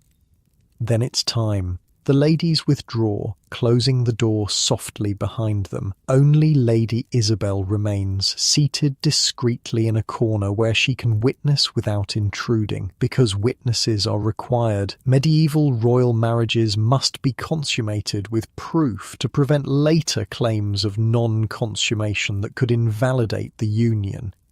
You sit on the edge of the massive bed, hands folded in your lap, trying to remember to breathe. The silk coverlet is cool beneath your fingers. The pillows are plumped and ready, embroidered with more symbols of fertility, pomegranates, rabbits, intertwined vines. Another knock. The door opens again.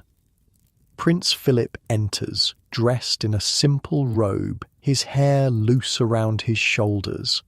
He looks as nervous as you feel, his slender hands fidgeting with the belt of his robe. "Princess," he says, his voice softer than at the feast. How are you feeling?" The question surprises you. It's not part of the formal script you expected. "I'm well, Your Highness," you respond automatically. He approaches the bed slowly, as if trying not to startle you. "Philip," he says. "Please call me Philip, at least when we're private." Private is a relative term with Lady Isabel still in the room, but you understand what he means. A small step toward familiarity in this most unfamiliar situation. "Philip," you repeat, the name strange on your tongue after months of referring to him only by his title. He sits beside you, leaving careful space between your bodies. "I know this is difficult," he says, his voice barely above a whisper. You're very young, and we're strangers to each other. You nod, not trusting yourself to speak.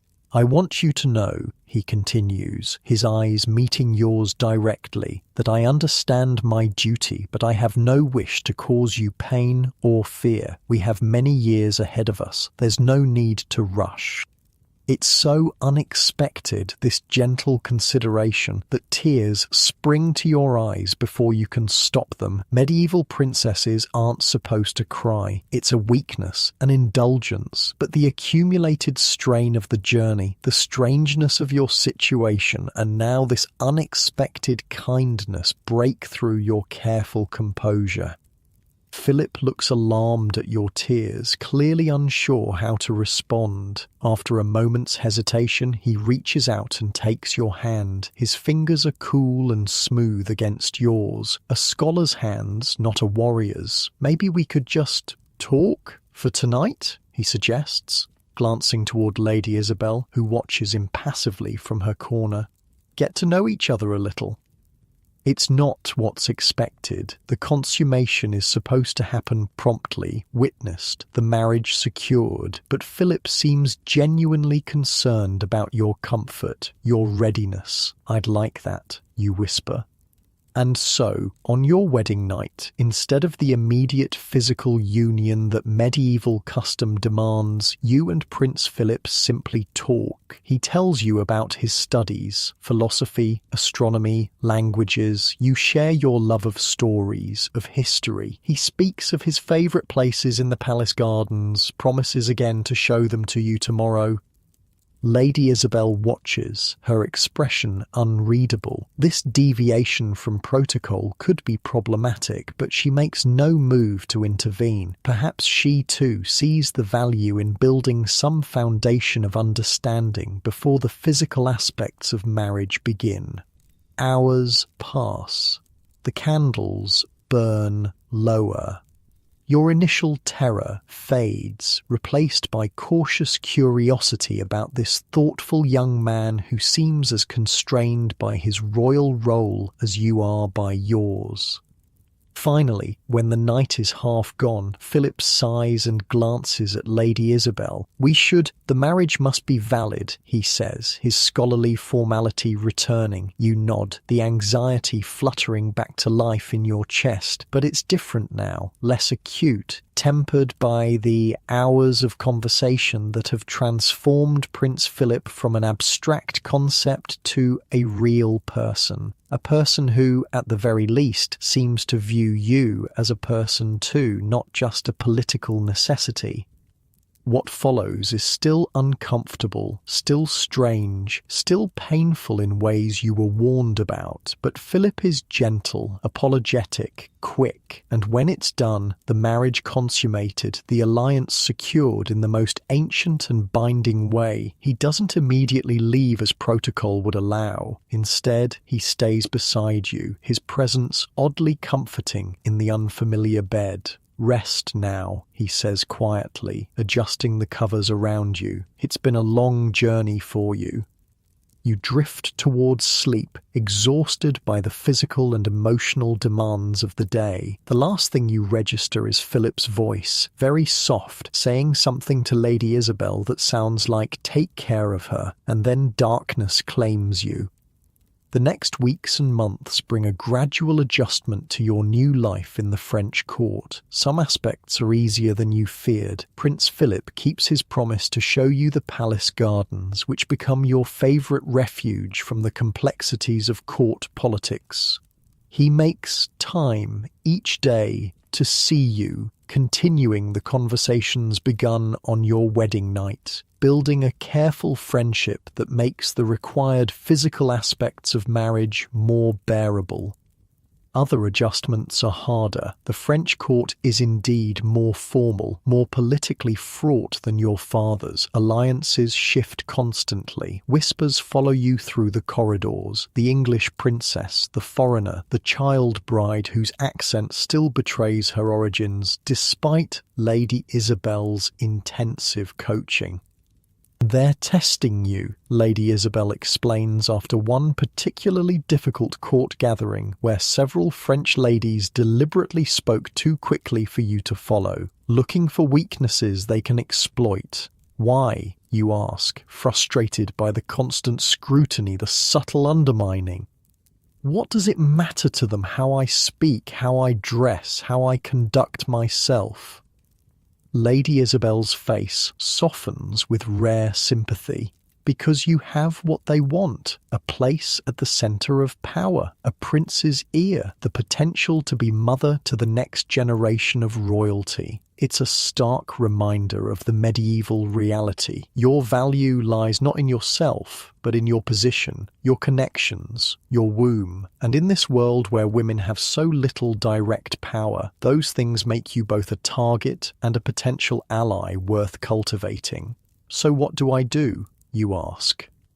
"Watch, listen, learn who can be trusted and who cannot." Lady Isabel straightens your veil with practiced hands. "And give France an heir as soon as possible. Nothing will secure your position more effectively. But months pass and your courses continue to arrive with predictable regularity. No pregnancy, no heir, no strengthened position. You're not particularly concerned. You're barely 14, still growing into your adult body, but the court notices. Whispers change from comments about your accent to speculation about your fertility. The king begins to look at you with slight disappointment when you're presented at formal occasions. Even Philip, kind as he is, occasionally asks if you're feeling well, if there's anything troubling you that might prevent conception. "It will happen when God wills it," your mother wrote in her one brief letter since your departure from England, cold comfort from a woman who produced her first child within a year of marriage. Spring turns to summer, summer to autumn. You settle into the rhythms of French court life. Your French improves to near-native fluency. You learn the complex web of relationships that governs court politics, begin to navigate it with growing confidence. You find unexpected allies, a few French ladies who prove less hostile than others, an elderly countess who takes a grandmotherly interest in your education, even the king's personal chaplain who admires your devotion during religious services. And through it all, your relationship with Philip evolves from awkward formality to genuine companionship. He shares his books with you, discusses ideas other men would consider too complex for female understanding. You learn that he dislikes hunting, prefers music to military exercises, and has a surprisingly dry sense of humour that emerges only in private. "You're not what I expected," he confesses one evening as you sit together in your private chambers, a rare moment of true privacy with all attendants dismissed. "What did you expect?" you ask, curious about the image he had formed of his English bride. "Someone more—" He hesitates, searching for the word. "Conventional, perhaps. Someone who would accept without questioning." "And that's not me?" You're not sure whether to be pleased or worried by this assessment. Philip smiles, the genuine smile that transforms his scholarly features. "No, it's not. You have thoughts of your own, opinions, questions. It's refreshing. Refreshing. Not appropriate, not proper, not suitable, just refreshing. It's perhaps the greatest compliment you've received since coming to France." Winter arrives, bringing new challenges. The palace, for all its grandeur, is cold. Tapestries and carpets can only do so much against the bitter wind that finds every crack in the stone walls. You fall ill with a fever that leaves you weak and shaking for days, attended by the royal physician whose remedies, bleeding, purging, strange-smelling poultices, seem to make you worse rather than better. Philip visits daily, despite the risk of contagion, bringing books to read aloud when your own eyes are too tired to focus on the pages. It's during your recovery, as you lie propped up on pillows, listening to his voice shape the words of ancient philosophers, that you realise something has changed between you. Not love, perhaps. Medieval royal marriages rarely involve that convenient emotion, but something like affection. A genuine care for each other's well-being that transcends political necessity. And then, as spring returns to Paris, bringing the first fragile blossoms to the palace gardens, your courses fail to arrive. Once, then twice. The royal physician confirms what your body has already told you. You're with child. The alliance will have its heir. The news transforms your position at court overnight. The king smiles warmly when you're presented at formal gatherings. The previously hostile French ladies suddenly find reasons to seek your company, offer advice, express concern for your health. Philip looks at you with a mixture of pride and worry that you find unexpectedly touching. "Are you afraid?" he asks privately when the initial flurry of congratulations has passed. You consider lying, presenting the brave face expected of a royal woman facing the dangerous territory of childbirth, but the concern in his eyes deserves honesty. "Yes," you admit, "I am." He takes your hand, a gesture that has become familiar over the months of your marriage. "I've arranged for the best midwives in France," he says, "and I've sent for a physician from Italy who specialises in difficult births." It's more consideration than most medieval husbands would show. Most would simply assume that childbirth is women's business, a mysterious process best left to midwives and God's will. Philip's practical efforts to ensure your safety touch you deeply. Your pregnancy progresses through spring and summer, your body changing in ways both fascinating and alarming. The royal physician monitors you closely, as does Lady Isabel, whose role has evolved from strict taskmaster to something almost like a friend. "You're doing well," she assures you after each examination. "The child grows strong." But beneath the reassurances, you're acutely aware of the dangers. You've seen it in your own family. Women who died bringing new life into the world, children who survived only days or hours, the terrible grief that follows such losses. Medieval childbirth is a battlefield where women fight alone, armed only with faith and the accumulated wisdom of generations of midwives. In the autumn, as your time approaches, you're moved to the Queen's chambers, the traditional birthing room for royal women. The space is prepared according to ancient customs, windows covered to prevent harmful air from entering, floors strewn with fresh herbs. Thought to prevent infection, religious relics positioned around the bed for spiritual protection.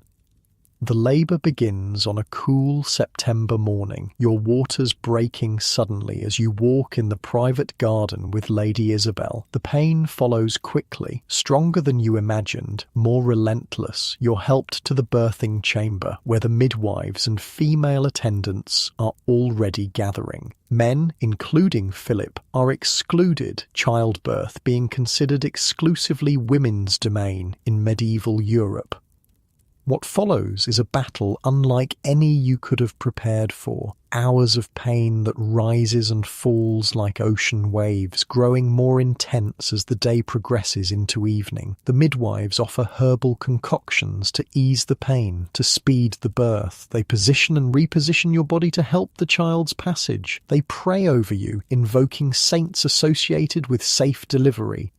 Through it all, Lady Isabel remains at your side, holding your hand, wiping your brow, whispering encouragement when your strength falters. This, too, is unexpected. This fierce support from a woman who began as your instructor in French ways and has somehow become your defender, your ally. Night falls. The pain intensifies. The midwives exchange worried glances as your labour extends beyond what's considered normal. You catch fragments of their whispered conversations, concerns about your youth, your size, the position of the child. "The Italian physician," Lady Isabel demands. "Bring him now." There's resistance. Men aren't traditionally allowed in the birthing chamber, but Lady Isabel's authority, backed by Prince Philip's prior instructions, prevails. The Italian doctor arrives, washing his hands thoroughly in wine before examining you, an unusual practice that raises eyebrows among the traditional midwives. The child is turned wrong, he announces after his examination. It must be repositioned or neither mother nor infant will survive. What follows is excruciating. The doctor's hands inside you, turning the baby, guided by experience and anatomical knowledge unusual for medieval medicine. You scream despite your royal training, beyond caring about dignity or composure. This is survival, raw and desperate. And then, miraculously, relief. The baby shifts. Your body, recognizing the change, responds with renewed effort. The midwives return to their positions, encouraging, supporting, guiding. "Push, princess," Lady Isabel urges, her composed facade cracking to show genuine fear and hope beneath. "Push now. With the last of your strength, you obey." There's a final, tearing pain, and then the midwife's triumphant cry, "A boy, a healthy boy, the heir, the living embodiment of the alliance between England and France, the child who, God willing, will one day unite the interests of both kingdoms." You collapse against the sweat-soaked pillows, barely conscious as the midwives clean the baby, wrap him in fine linen, place him briefly on your chest before whisking him away to be properly bathed and presented to his father. "You did well," Lady Isabel tells you, her voice uncharacteristically gentle. "Rest now, the hard part is over."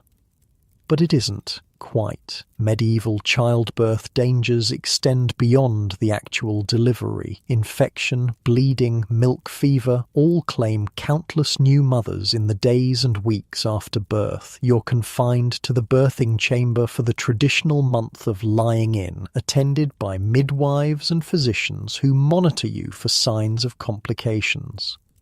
The baby, officially named Henri after his paternal grandfather, the king, is brought to you for feeding several times each day. Against custom, you insist on nursing him yourself rather than immediately engaging a wet nurse. It's a small rebellion against court protocol, but one Philip supports after consulting with the Italian physician who believes a mother's milk provides the best chance for infant survival. These quiet moments with your son become precious islands of peace in the otherwise strictly regulated routine of medieval royal motherhood. When you hold him, feeling his small weight against your chest, watching his perfect fingers curl and uncurl, you understand something medieval philosophy never taught you, that love isn't just a philosophical concept or a religious duty. It's this fierce, protective connection that transcends politics, duty, even the circumstances of his conception. Philip visits daily, watching with scholarly curiosity as you nurse the child, occasionally asking questions about the process that make Lady Isabel purse her lips in disapproval. His interest in his son is genuine, if somewhat detached. Medieval fathers, particularly royal ones, typically maintained distance from infants, becoming more involved as children grew old enough for formal education. "He has your eyes," Philip observes one afternoon, studying the baby's face with the same concentration he brings to astronomical charts. "But my mother's chin, I think." It's an unexpected observation from a medieval husband, this acknowledgement of your contribution to the child beyond simply carrying and delivering him. Most would see the son as a continuation of the paternal line only, the mother a necessary but ultimately unimportant vessel. "What do you wish for him?" you ask, curious about Philip's vision for this child who represents so much politically. Philip considers the question seriously, as he does all questions. That he be wiser than his grandfather, he finally says, so quietly that only you can hear. That he rule with intellect rather than might. It's a revealing answer, a glimpse of Philip's own complex relationship with his father, the warrior king who has always seemed somewhat bemused by his scholarly second son, and it's a trust, this honest answer shared only with you. As the traditional month of confinement ends, you prepare to re-enter court life, to present yourself and the heir at formal ceremonies, to resume your duties as princess. Your body still aches from the ordeal of childbirth, still feels strangely hollow and unfamiliar. But your mind is clearer, sharper, somehow more your own than before.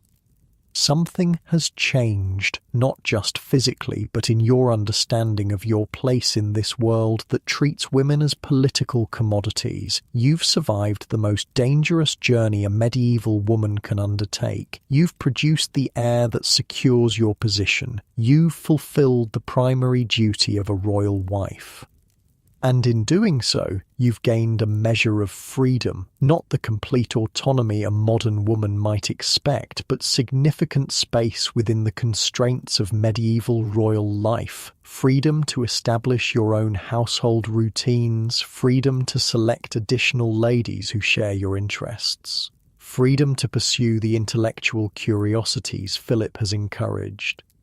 What would you like to do now? Philip asks, on the eve of your return to court, sitting beside your bed where you nurse the baby one last time before handing him to the wet nurse who will care for him overnight. It's an extraordinary question from a medieval husband to his wife. The expected answer would be dutiful submission to whatever he decides. But that's not what Philip is asking. He's genuinely interested in your desires, your choices. I'd like to learn more, you say after a moment's thought, about astronomy, about philosophy, about the things you study. Philip looks surprised, then pleased. I can arrange for tutors, books, and I'd like to establish a proper library, you continue, the idea taking shape as you speak. For Henri, when he's older, but also for others, for girls who might not otherwise have access to learning. It's a small rebellion against the limitations placed on female education, but one that falls within the acceptable bounds of a princess's charitable works. Philip nods thoughtfully. A royal library with works in both French and English, he suggests, building on your idea. A bridge between our cultures, just as Henri will be. Just as you are, he doesn't say, but the implication is clear. You two serve as a living bridge between kingdoms, not just a political token, not just a vessel for heirs, but an active participant in creating understanding between different worlds. In that moment, something shifts in your relationship with Philip. Not romantic love as modern people might understand it, but a partnership of minds that transcends the political arrangement of your marriage. A recognition of each other as individuals with thoughts and ambitions beyond your prescribed roles. As you drift towards sleep, your body healing, your mind full of plans for the library that will become your legacy, you realize that you've found something unexpected in this life that was forced upon you. Not perfect happiness. Medieval life offers few guarantees of that, especially for women. But purpose, meaning, agency within constraints. You've survived the dangerous journey from English princess to French wife and mother. You've navigated court politics, language barriers, physical trials, and emerged stronger, clearer about